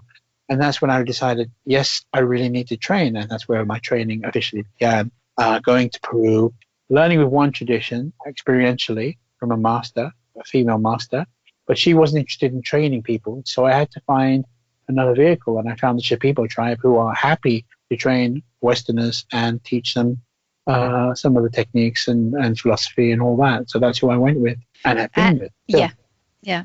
So the healing aspect of the medicine, if you can tell us a little bit about that. We actually mentioned something in the beginning about soul retrieval and entity removals, actually, as well. When we think about the way Jung took that, maybe even appropriated that into his own theory of personality and disorders. I'm gonna deal with this question, but I'm gonna back up to something specific, because remember I mentioned that I have this teacher that taught me how to actually travel and all that. Yeah. Back in the day when I was 4. So I know. I remember him because it's called Castle, wasn't it? Exactly. Good memory. I actually had a small ceremony with a couple of friends, and I had a sense of sacred space, and I did open formally a sacred space. But one of these people behind me was repeating what I said and shaking a stick, and it just felt off. And so, back in those days, when I would begin to enter the field of energetics of the medicinal experience of ayahuasca, there would be this explosion of light and this huge physical response. And that time, there was nothing that day. So I was like, I couldn't enter. I was like, rebuffed or kept on the outskirts, darkness, nothing happening. And I was very, very curious as to what this was, or confused. So I gave up on that particular ceremony in terms of going in. I just said, this isn't working. So privately, a few days later, I went in again, or I tried to, and again there was this nothingness, huge nothingness, and it felt, if I was given a glimmer of something, it felt like I was giving a loop signal from a closed circuit TV, giving me a simulacra of what, or simulation of what the experience should be. And I just went, hang on a minute, something is dreadfully wrong here. What is strong enough to steal the light that comes from this experience? Because it's a huge burst of light. It's just astonishing, because the higher dimensional realms open up, and you're suddenly in a whole different space. And so I was like, oh, what's really happened? Maybe I got contaminated, right? So then I began to try and fight this thing and clear it, or purge it out, and fought it, and I was trying to track it in my body. And then I thought to myself, the only way that this could happen is if the sacred space had been compromised and had been contaminated by something. And so I got to the point where I was really, really trying. And I said to myself, Rob, you got to accept that there are limits to your skill set and ability base, because you haven't gone through this and you don't know what you're doing. So it's time to call in the big guns. Now, back in '98, and I knew you back in... we had a parallel experiences of different kinds, but we didn't know much about each other in those terms. I think we kind of learned about each other throughout the years. Yeah, and kind of bits and pieces, yeah. Sorry, go ahead. I was just thinking, I'd gone to New York, and I found this book in Barnes & Noble called Entity Possession by Samuel Sagan, MD, like a legitimate doctor. And I was like, are you kidding me? Was it in any case a purple book? I had a purple book that was fantastic on the same subject. Cannot remember the author, cannot remember the title, but it was purple. I remember the color. Anyway. My thought, actually, because I lost it, after I moved from Sanya, when we moved from my house. So maybe it emerged somewhere, but never mind. So, but having reached the limits of my ability, I went, I remember this book. Let's see, he had his meditation organization, and it's called Clear Vision. So basically, I went to the website and I went to look to see if there was a regional representative, and there was one in Tokyo. So I wrote to her. I said, look, this is my situation. Can you do something? She goes, yes, let's have a look. So I flew over to Tokyo because I was really at my wit's end. I'd even just finished 10 days fasting, see if I could flush it out of my system, right? So anyway, so here's the thing. So I had no idea whether she could do what she could do. But we first mapped what this thing was, where it was, how it operated, why it might be useful for me to have this, secondary gain thing there. And then in the afternoon, she did this kind of incantation chant thing. And I swear my whole body was almost levitating with the power of these, sacred chants, that this thing was being lifted out of my energy body. And I was like, holy, because I was just convulsing at the sonority and the assonance of whatever she was intoning. It was a real powerful magical chant. And so then I laid in my hotel room in Shinjuku, like the heart of the entertainment district, on a Saturday night. And she said, what you need now is you need to grate potato, and you have to have cellophane, and you need to put the potato pack over the part where the thing was resident, right? I hadn't managed to clear it because she found it and we cleared it. But now sometimes there's like fallout, astral fallout, and the potato actually draws it out of your body to ensure it's a clean experience. So I'm lying there in this hotel district, in the entertainment district, thinking covered in potatoes, with grated potatoes wrapped around my body for 3 hours, thinking this better bloody work. So 2 weeks later, I had to kind of heal energetically for 2 weeks, and then I repeated the ayahuasca experience, and there was the light. There was a celebration and gifting, and they said we had to quarantine you. You had this thing. So basically, this woman Helma explained what had happened is that I picked up a fragment of a dead person. This is like the astral fragment, because when a person dies, the majority of their being moves up, but fragments of the psychology or the energy of the mind shatter, and they have life force. They want to survive. And so they're often looking for a vehicle to find themselves, to nest within, to continue living in some form, which is where a very fundamental form of possession happens, which is an unconscious possession. Sometimes it can shift your energy, and they can work themselves into your neurology. So that's what had happened. So something had been opportunistic and actually found itself into me. Which then underlines the importance of ceremony. Well, exactly, space. Yeah. So I then invited her back to Taiwan. I said to my friends, look, if I got contaminated, it's quite likely that you got contaminated. So rather than you all separately flying out there, why don't we pay for one ticket and bring her here? So she came over. She did what she did, but she also had other things that she could offer. So I had a series of sessions with her to do different kind of meditations and different kind of processes. And on my third session, she is like very deeply focused, and suddenly she puts her hand on my, just like clamped over my stomach, right, like a flat palm, definitely focusing on something. And check this out. Underneath her hand and underneath my skin, something went like trying to run away. She's like focused to not allow it. And I'm feeling this going, that wasn't me. Fuck. Oh, what was that? And then we began a whole exploration of what that was. So push comes to shove. Long story short, it turns out that it's this being that accessed me when I was 4 years old and wound itself found a way into my nervous system, and then found a home. I have been living there for years, growing, and kind of wanted to keep me away from people, and kind of isolated and kind of antisocial, and all these kind of little agendas it was running. So we removed it. But that actual experience made it very tangible, the reality of what we're talking about. If you feel something moving in your body that's not you, pretty much a wake-up call to the existence of different kind of realities. Yeah. Normal, right? Yeah. For me, it always made more sense, because I think from very early on, I had a very animist view without really knowing how to define it. And when I was studying psychology, I was thinking, it's very interesting how this is a whole science based on one word, which is the psyche, which is the soul, without ever actually taking into account that we have a soul. Yes, exactly. The irony, isn't it? The irony of it, yeah. So yes, please do go ahead, because that brings us quite neatly to one of the aspects of the medicine, which is entity removals. What about the soul retrieval aspect of it? Well, let me just back up a little bit, because we also asked me earlier on about what is shamanism. Exactly, yeah. So shamanism is one of the oldest ways of knowing that humanity has. It's an epistemology. It's a way of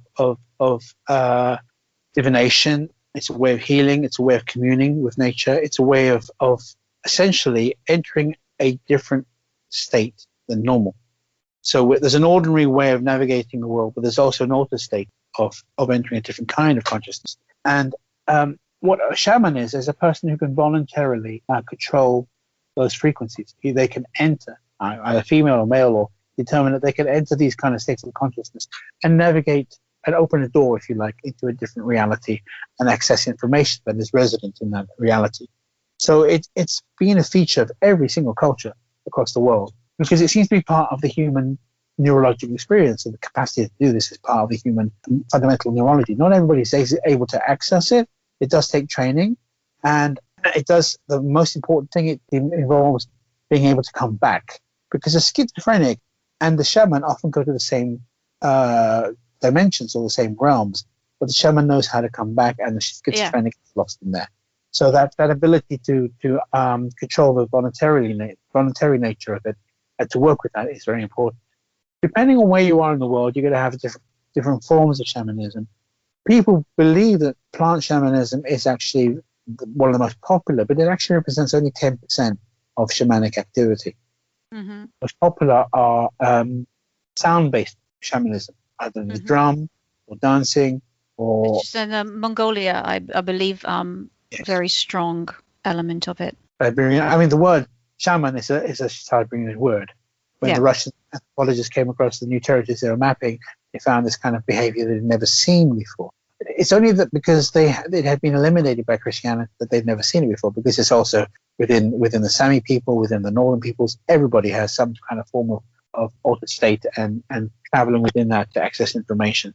So the expression of it locally depends on the availability of materials. So if you're in Siberia, you may have a little bit of wood from a tree, and you may have some skin from a deer or reindeer, whatever, and that's what's going to be your main method. You're not going to have a plethora of plants to be able to draw upon like the Amazon.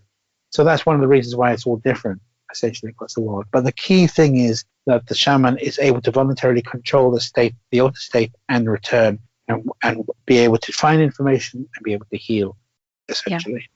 Yeah. I either read or heard it somewhere, but it's stuck, and it's a really interesting explanation of things. As you said, the difference between the schizophrenic and the shaman knows the way back. And I read somewhere or heard a difference between somebody that has some form of psychopathy and a shaman is that there is initiation to understand the shadow realms. So it's understanding that every stage of the journey needs to be contained within a sacred path. I think that's the main thing, but it's also the main thing not just within shamanism. It is why that part of a belief, not a religion, but a belief. Religion is something that forms around a belief, and it's very societal and political, is so important because it allows for the sacredness of an encounter. And I think that's really quite key. What does the sudden popularity, shamanism, let's say, mean in the world if there's no sacral approach to it, if that is lacking as well? Because that's also part of what's going on very recently, is that due to the great popularity, there's a lot of people that prefer the short way into something, which is not the sacred way. I think it's really important to understand the authentic from the counterfeit. Gosh, okay. Where do I start? Just have a quick while in my brain. I think there's feeling that traditional forms aren't really are not really alive anymore. They are exactly that. They're not imbued with a living spirit necessarily. It's more like reliance on the word, or on secondhand information, or secondary information about what has happened or what one should believe. And I think a lot of people are disillusioned, maybe, perhaps, and they want more direct experience. And that's what's driving the hunger for kind of exploring perhaps more naturalistic forms. There's also a tremendous romanticism around spirit animals or power animals or the spirit realm.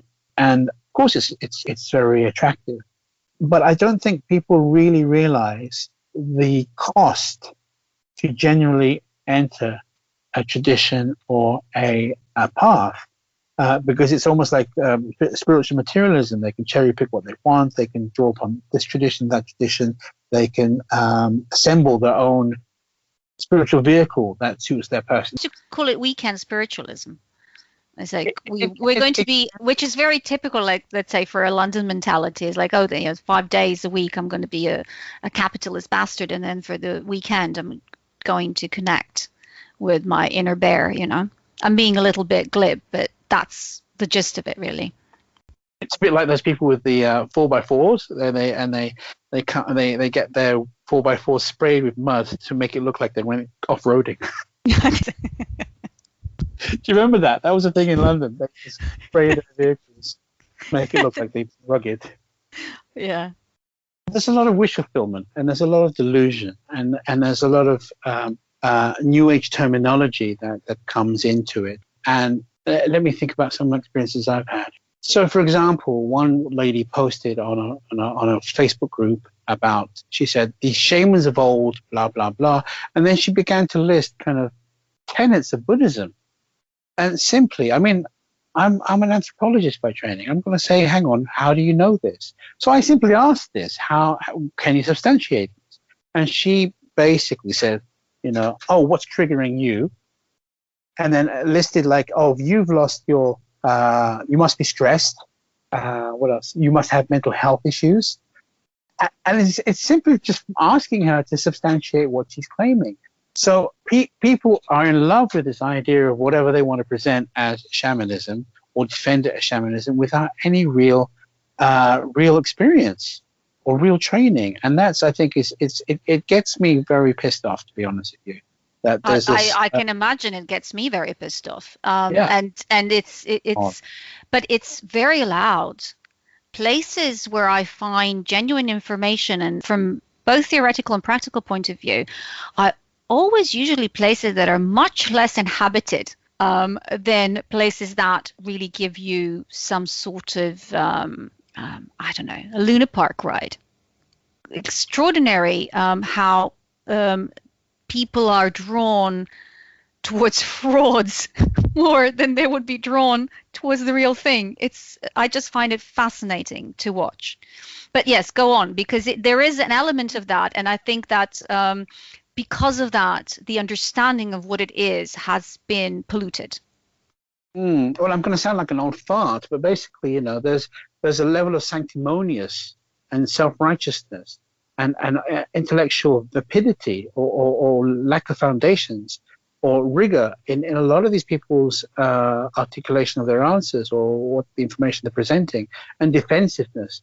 And I'm like, come on, are you really genuine about learning this, or do you just want to prove that you already know what you're talking about, which you don't really, but, you know, you don't have the humility to actually say that I'm ready to learn something and I know nothing. I'm constantly saying, in fact, I know nothing. It's true, because we don't. Because the moment you understand something, another door opens up and you see the vastness of the lack of your knowledge about something. I mean, the greater mystery is exactly that. It is never approachable. The more you enter it, the deeper it gets, of infinity. And the human capacity for reason is only a smidgen of that. I mean, I've been in spaces and domains where actually it's almost like a Lovecraftian experience. To gaze upon the visage of the infinite and of the divine is literally to melt your brain in terms of its complexity and grandeur.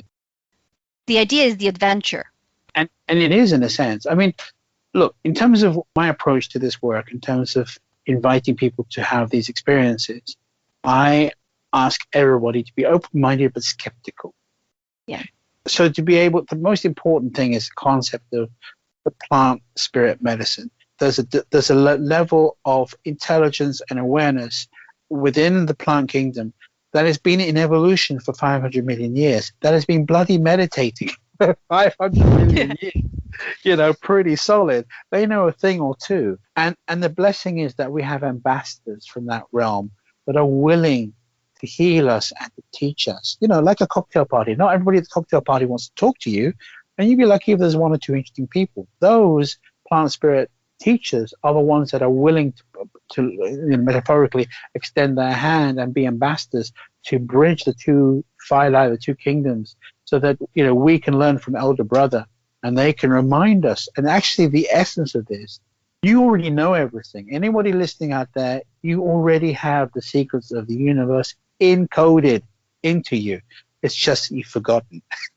It's that package. It's that thing that you have your suitcase and it's packed, and it's just a moment when it Revelation. is. Yeah. What is the time to open it? Mm-hmm. And that's why I'm not spiritually in more advanced than anybody else. Everybody has this information within them. So I'm not superior. I'm not a guru. That's really important point. That's a really important point. That's a very good litmus test of how to discern between people. If you see somebody that's positioning themselves higher than you, then you know that you're probably encountering somebody that is just on their own little ego trip and not really in relationship to what they're teaching. And it's very easy to do. It's actually the cliched trap that because you're working with such powerful cosmic energies, it's very easy to identify with you as perhaps the source of this, whereas we're not. Exactly. And that is actually a road to psychosis, because that is what Jung talked about. It is to be overwhelmed with that archetype. Yes, because you think you are the God creator. You are the God creator. And it's the God complex is so common, and also the medicine is happy to amplify your hidden desires, so to speak, or your shadow side, if you're not integrated enough to understand your shadow side, so that you become possessed by the shadow side. Yeah. Which is a very important point to make. Which brings us very neatly to the adversarial aspects, which is sorcery.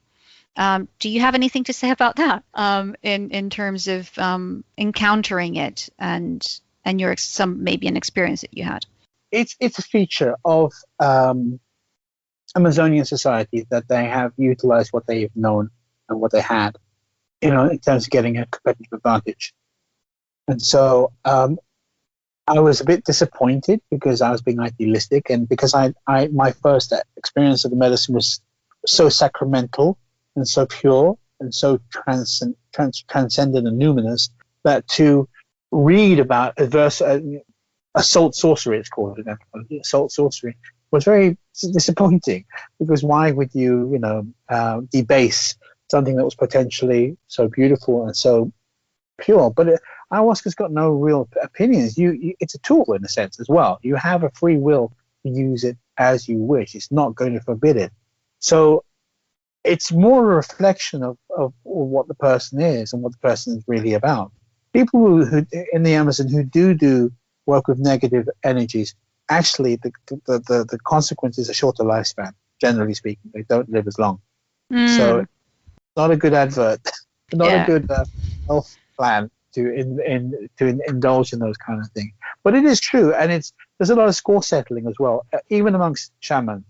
There's a lot of taking down or stealing powers and things like that. So there's a Western mind is a bit naive in terms of it, when you think you're going in for tourism, kind of spiritual material tourism into the Amazon, to not realize the backdrop to it. I think there's a great point to be made there for using the holy for the profane, and what the consequences of that are. Yeah. And I've been attacked myself. I've had diet stolen from me. I've been harmed, and I've gotten up. I've fixed things, and I had a choice. I had a decision point. I could either cry about it, or I could stand up and dust myself off and get on with it. Fix myself and get on with it and get stronger for it. That which does not kill me makes me stronger. Yeah, and it's part of the world.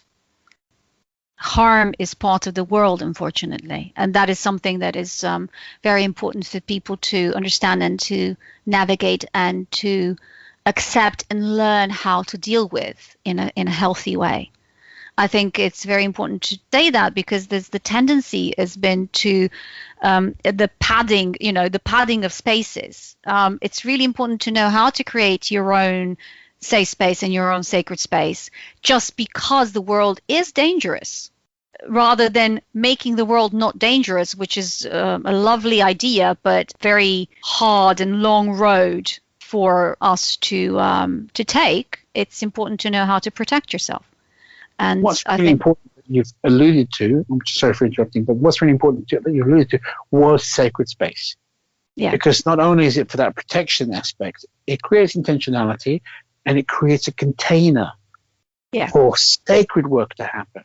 Because the things that I mean, you've experienced it firsthand, right? So you remember it's a different level entirely. And that was, and it needs that container to hold the work that is going to emerge, to hold the transcendental alignments or downloads or healings that needs to happen. It won't happen if there's just a drug experience, which is what a containerless experience is. It's just a way of getting high. The sacred space, the temenos, is important for any spiritual work. Any spiritual work. And it also for psychological work. That's what you create when you go into therapy sessions. And without creating that space, no work can be done that is really healing. And it's just such an important point for people to understand. And that's why even when people do divination in spaces that are not, there's no sacred space that contains this action to develop and to unfold, it's not, it's not responsible. There's an irresponsibility connected to not creating that before you venture to do anything. I wanted to ask you one thing which is really important before we kind of start to wind down. The other wisdom traditions, because you also work with cacao, and that I find really quite lovely. So if you don't mind saying a little bit about that. There's a tendency within the plant spirit medicine world to want to have a bucket list, to tick off X, Y, and Z plants. And personally, I don't think that's necessarily the way that works for me, because I would rather that a plant calls me rather than saying, oh, I want to do iboga, or I want to do, salvia, etc., etc. Because it has called me. I mean, I'm aware of it, and it's etc., etc., but I don't think there's any integrity in working with a plant that actually hasn't called out to me. So cacao was one of those. It actually came on my radar. And then I was in, about 5-6 years ago, I was in southern France at a Christmas fair, and there was this chocolatier, and he was actually Irish. And I said, oh, what brings you here? And he's selling. And then he actually had a bowl of liquid cacao. And I said, is this ceremonial standard? He goes, yeah. I said, how much do I need? He goes, you need 3 shot glasses. So I said, hit me up. Give me 3 shot glasses.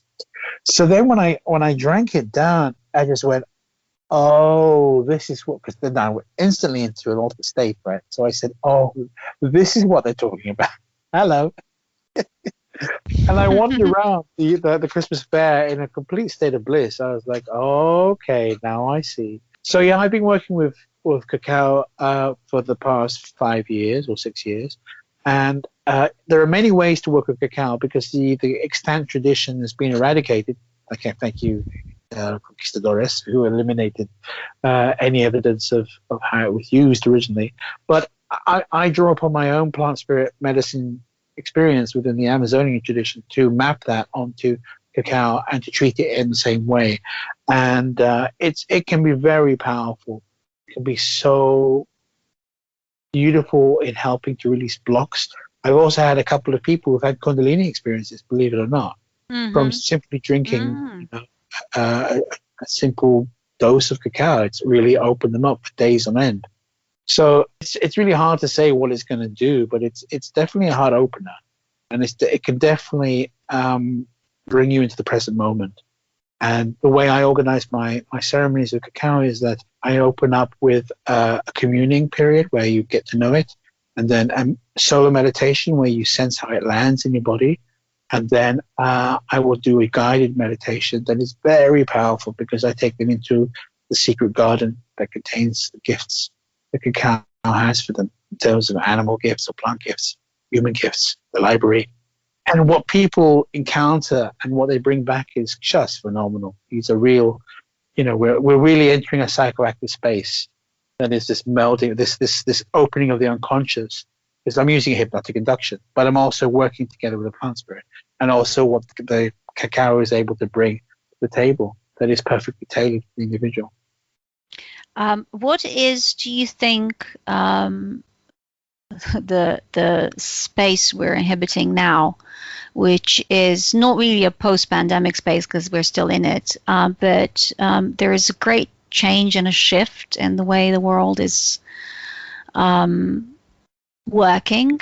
How does that inform the work you do now? Is it in any way different? Is the mission different? Because this is such a magnitude, an event of such magnitude, that it must have affected it somehow.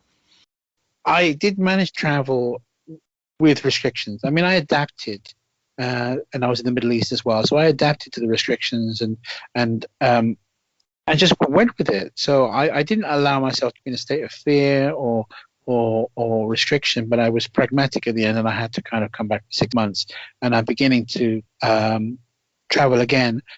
I have had to adapt, and I've kind of insisted on some safe distancing, and it's worked, and people have had profound experiences. In fact, it's been an opportunity for the work that I did back in Peru in training to really come to fruition and to really mature and to have deep spaces. So yeah, I should have probably done a better job in framing my question. I wanted to know more rather about the way you're dealing with the actualities of the pandemic, which is great to know, and it's good to kind of hear a bit about it. I was thinking more in terms of relationship to plant wisdom. Does it in any way accelerate a certain mission that you're in because of everybody being suddenly thrown off course? Whatever their lives were, they're somehow thrown off course within this. Do you think that will bring a bigger thirst even for understanding and being back within nature? Because, the only thing that people really, really want after being locked in spaces is just to go and hug trees, touch the ground. That's quite big change of just people just going through parks and not really being aware of what they're doing. Oh, so you're saying it might enhance the appreciation for nature? Exactly, yes, that's it. And therefore, the thirst to understand and to be in relationship with plants. And by that, I mean really, truly with, with chamomile. It doesn't have to be plants that are from the Amazon. Do I think there'll be a resurgence in the interest of all plant life in connection to that? Yes. It's when the 1918 pandemic eventually subsided in 1920, then there was the Roaring Twenties, which I really think was a reaction to the trauma that had been gone through and the desire to grasp life and more in hedonism, essentially. I'm not so sure that everybody will be on the same page spiritually or wanting to have that Walden moment. I think more likely a lot of people want to get pissed in company and be hedonistic. But I do think there's a pent-up desire, and for those with money and capital to be able to express, there's a lot of programs out now happening in the UK that are spiritually orientated for retreats and things like that. So to see how people can get in touch with you, what are your contacts? Sure. So just drop me a line. It's very simple. It's a Gmail account, and Spirit of the Amazon, one word, Spirit of the Amazon @gmail.com. And if they want to, because when things start to stabilize, then I will again hold retreats in Peru with my own teachers, and you come and actually receive the whole training, which is not the whole training, but the authentic training in terms of connecting to ayahuasca ceremonies, and also a subsidiary plant that's going to be part of your healing and your teaching. So it's not just about ayahuasca. Ayahuasca is a vehicle, but the shamanic plant tradition has a whole cornucopia of helping allies that can help us in different ways and heal us in different ways. So that's what a proper authentic retreat is in the hands of a master. I'm just a facilitator. The master is someone completely different. You also have a YouTube channel which people can visit. Can you tell us the name of the YouTube channel, please? Surprisingly, it's called Spirit of the Amazon channel. Oh my God, this was such a ride. It took about an hour more than we were planning. So I hope you enjoyed it. I enjoyed it absolutely and thoroughly. And I think that for anybody that is interested in this will be such a treasure to listen to you, because it takes something that is present, but also at the same time possibly exoticized, possibly romanticized, possibly commercialized, all of that, and puts it in a space of a journey of one person. mystical experiences and the way we live our lives and incorporate these mystical experiences are really important to the richness of our lives, whatever it is that we choose to do. It doesn't have to be any specific path. It just needs to be something that informs us that we are constantly in relation to the universe. We're in relation to the cosmos. We're in relation to other people. We're in relation to plants and to animals and to inanimate objects even. So it was such a detailed conversation. I think it has been a real treasure to listen to you and to talk to you.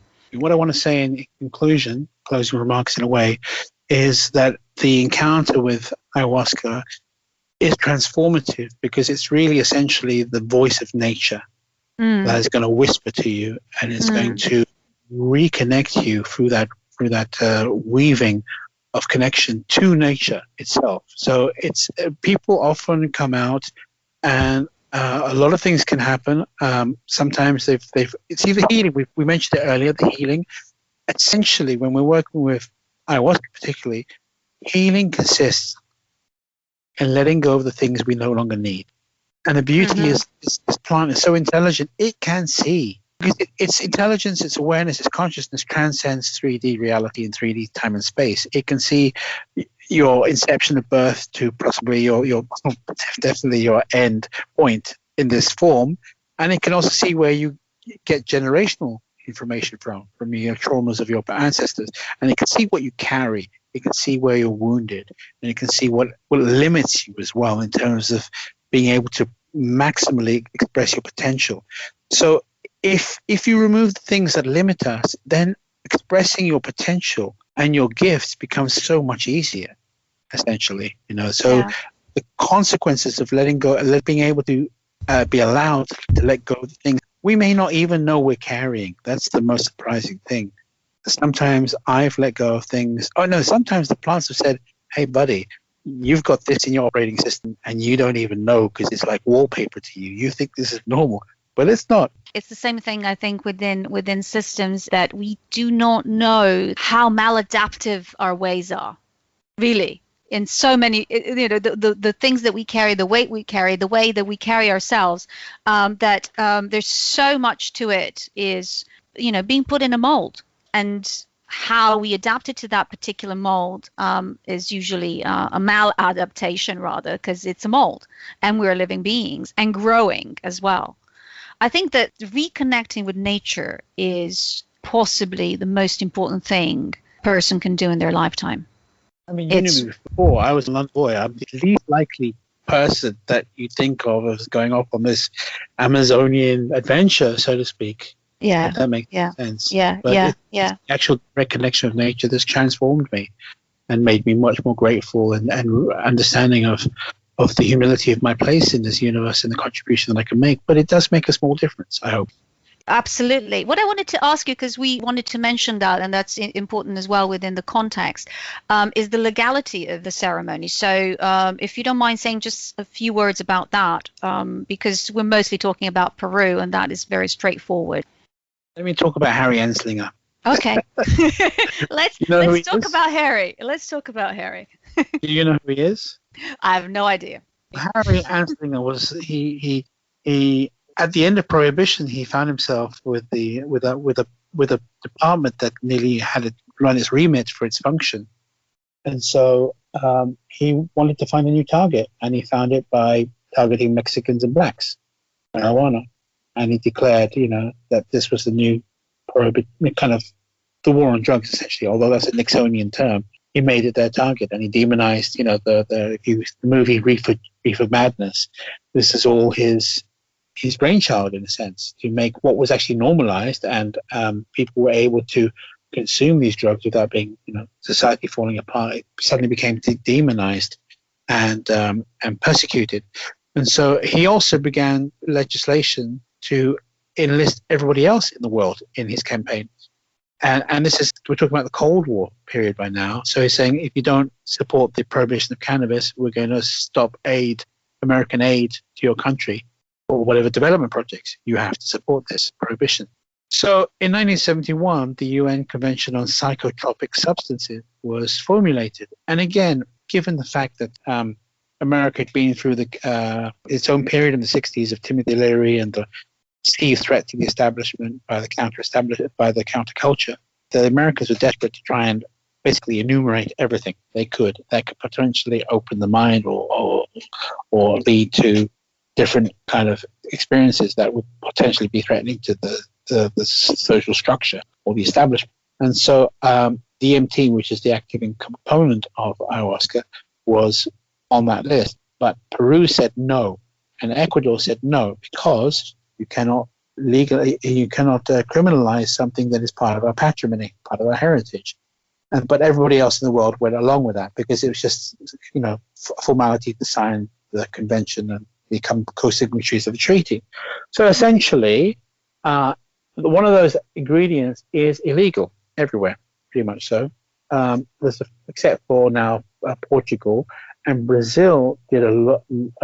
Brazil was in an interesting position because it had these syncretic churches that had been in existence for 40, 50 years, where they had used ayahuasca as a sacrament in these kind of Catholic, candomblé, Santeria kind of experience, not Santeria, but candomblé experiences, so African-centric with the elements of Catholicism with the medicine as a central sacrament. And so the government in Brazil said, well, look, should we criminalize this? But we can only criminalize it if it's actually a known medical danger or a social threat or social, it impinges on society.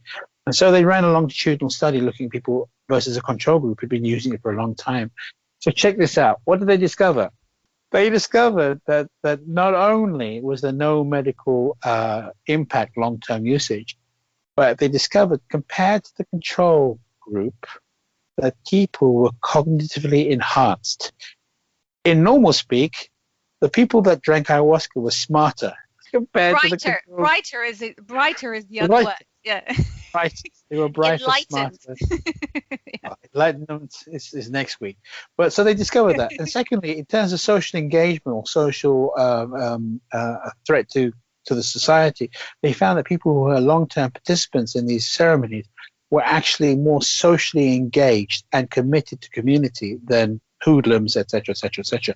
So the Brazilian government in '86 just said, look, we don't have any grounds for criminalizing it. So they didn't. It became a legal substance. So we have these countries like Brazil, Ecuador, and Peru that it's legal, and Portugal now with the whole anti-criminalization program. But pretty much everywhere it's illegal on paper, on the statute. But the difference between something being illegal and being actionable is questionable. It depends on how much political will there is to focus resources on criminalizing this when there are a lot bigger problems, compared to synthetics and stuff like that. It's a spiritual practice. It's a ceremonial spiritual practice. So it's very different to... That only holds water in the States in terms of religious exemption, but elsewhere nobody else particularly cares. Right, okay. Final question for you, Don Roberto. It's the question that's been raised about cultural appropriation. Maybe just some final words on it. I think it's an important thing to consider. I think if you look at... Let me tell you another story, okay? This is just the nature of the world.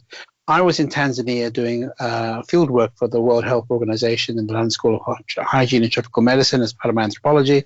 And so I went into a barber. There's a picture of David Beckham on the wall. I'm walking through the village. I hear this radio playing a Chinese ballad. I go to the toilet, and stuffed in the crevices of the wall is an Arabic newspaper. I go to a wedding. I'm going to be rude here, but on the fucking stage, there is a huge poster of Iron Maiden in a Swahili wedding. So there's always been flows of culture. Always through trade routes, through sharing of information, but that's going to be something. So there's one aspect. I mean, do we just say now, okay, I'm sorry, if you're only Indian, are you entitled to practice yoga? That's ridiculous. If you're only Japanese, can you do karate? Again, ridiculous. We've got these huge flows of cultural practice that are spread throughout the world. However, what the American take on yoga has been to boulderize it, to simplify it, to make it into a competitive thing reduce it or extract it away from its philosophical basis and turn it into something that's quintessentially American, which is also not entirely correct in terms of where its origins are. So that's problematic on one level, that there's a disrespect to where it comes from, what it's trying to do, what its spiritual roots are, to becoming something materialistic or purely physical, like other things as well. It's not it's not specifically that, it's everything that it's been just used as a tool. Or a way of making money, whatever. So cultural appropriation, somebody could say to me, oh, but look, you're using these forms that are traditional to this tribe. And I can say, yes, I am, but I make no assertion that I am of this tribe. I don't wear bling that will identify me, only in ceremony. I don't have a name. Like, remember in the 1970s, everybody had a Native American name. Suddenly, I'm running Buffalo or whatever it was, because it was Shishi at the time. No, I don't do that. I actually study the language, and I spend duration there, me personally, and I try and learn authentically what it is they do, so that I can represent it authentically, not necessarily a half-baked mismatch of New Age ideas plus what I think this is. I am trying to represent it authentically as much as I can and do justice to it. So cultural appropriation, what do you think? What do I think? What do you think? I think that the commercial elements of it are colonial, and yet the true elements of quest are universal. The only thing really I can say, I absolutely agree with your experience in Tanzania, because that's how it is. That's how cultures inform each other constantly. It is absolutely without any doubt that it is so. Just by existing in this world, we know that is how it is. But the elements, fear of tribal life, that it is pure and static and non-changing. It isn't that at all.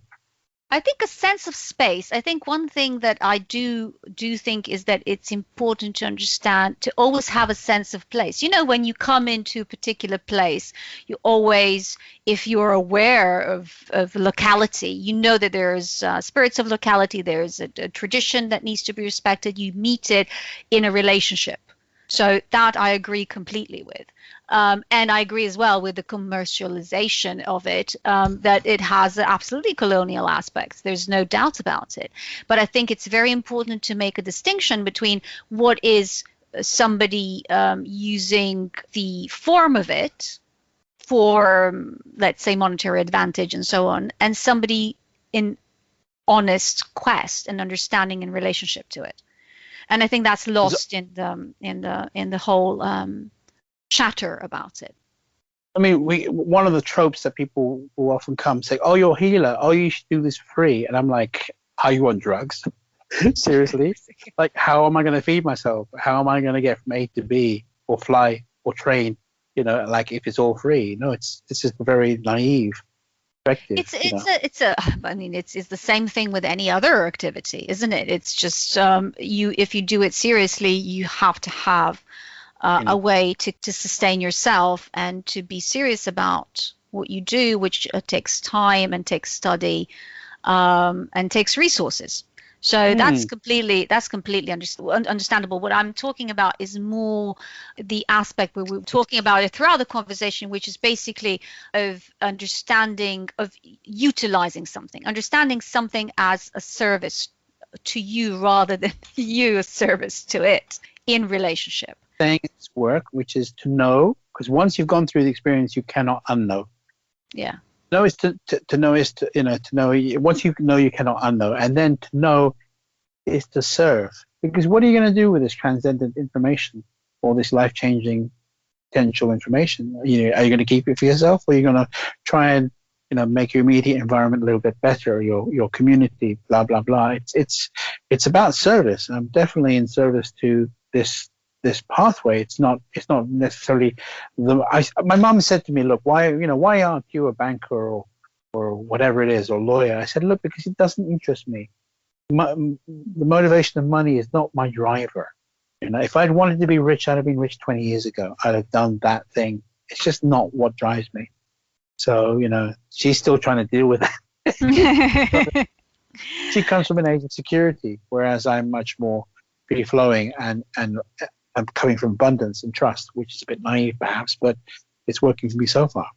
And it's a beautiful way to end this chat. Thank you. Thank you so much for everything. It was an absolute pleasure, and we've now set the record at 3 hours. Almost. No. Sorry, people. We apologize. You can even split it up into 2. It's 3 hours. No. I'll keep it as it is, integrated. Good luck editing. Yeah. Lots of love to you. Thank you. And thank you so much. And Godspeed. Pleasure. Thank you. Bye. Voila.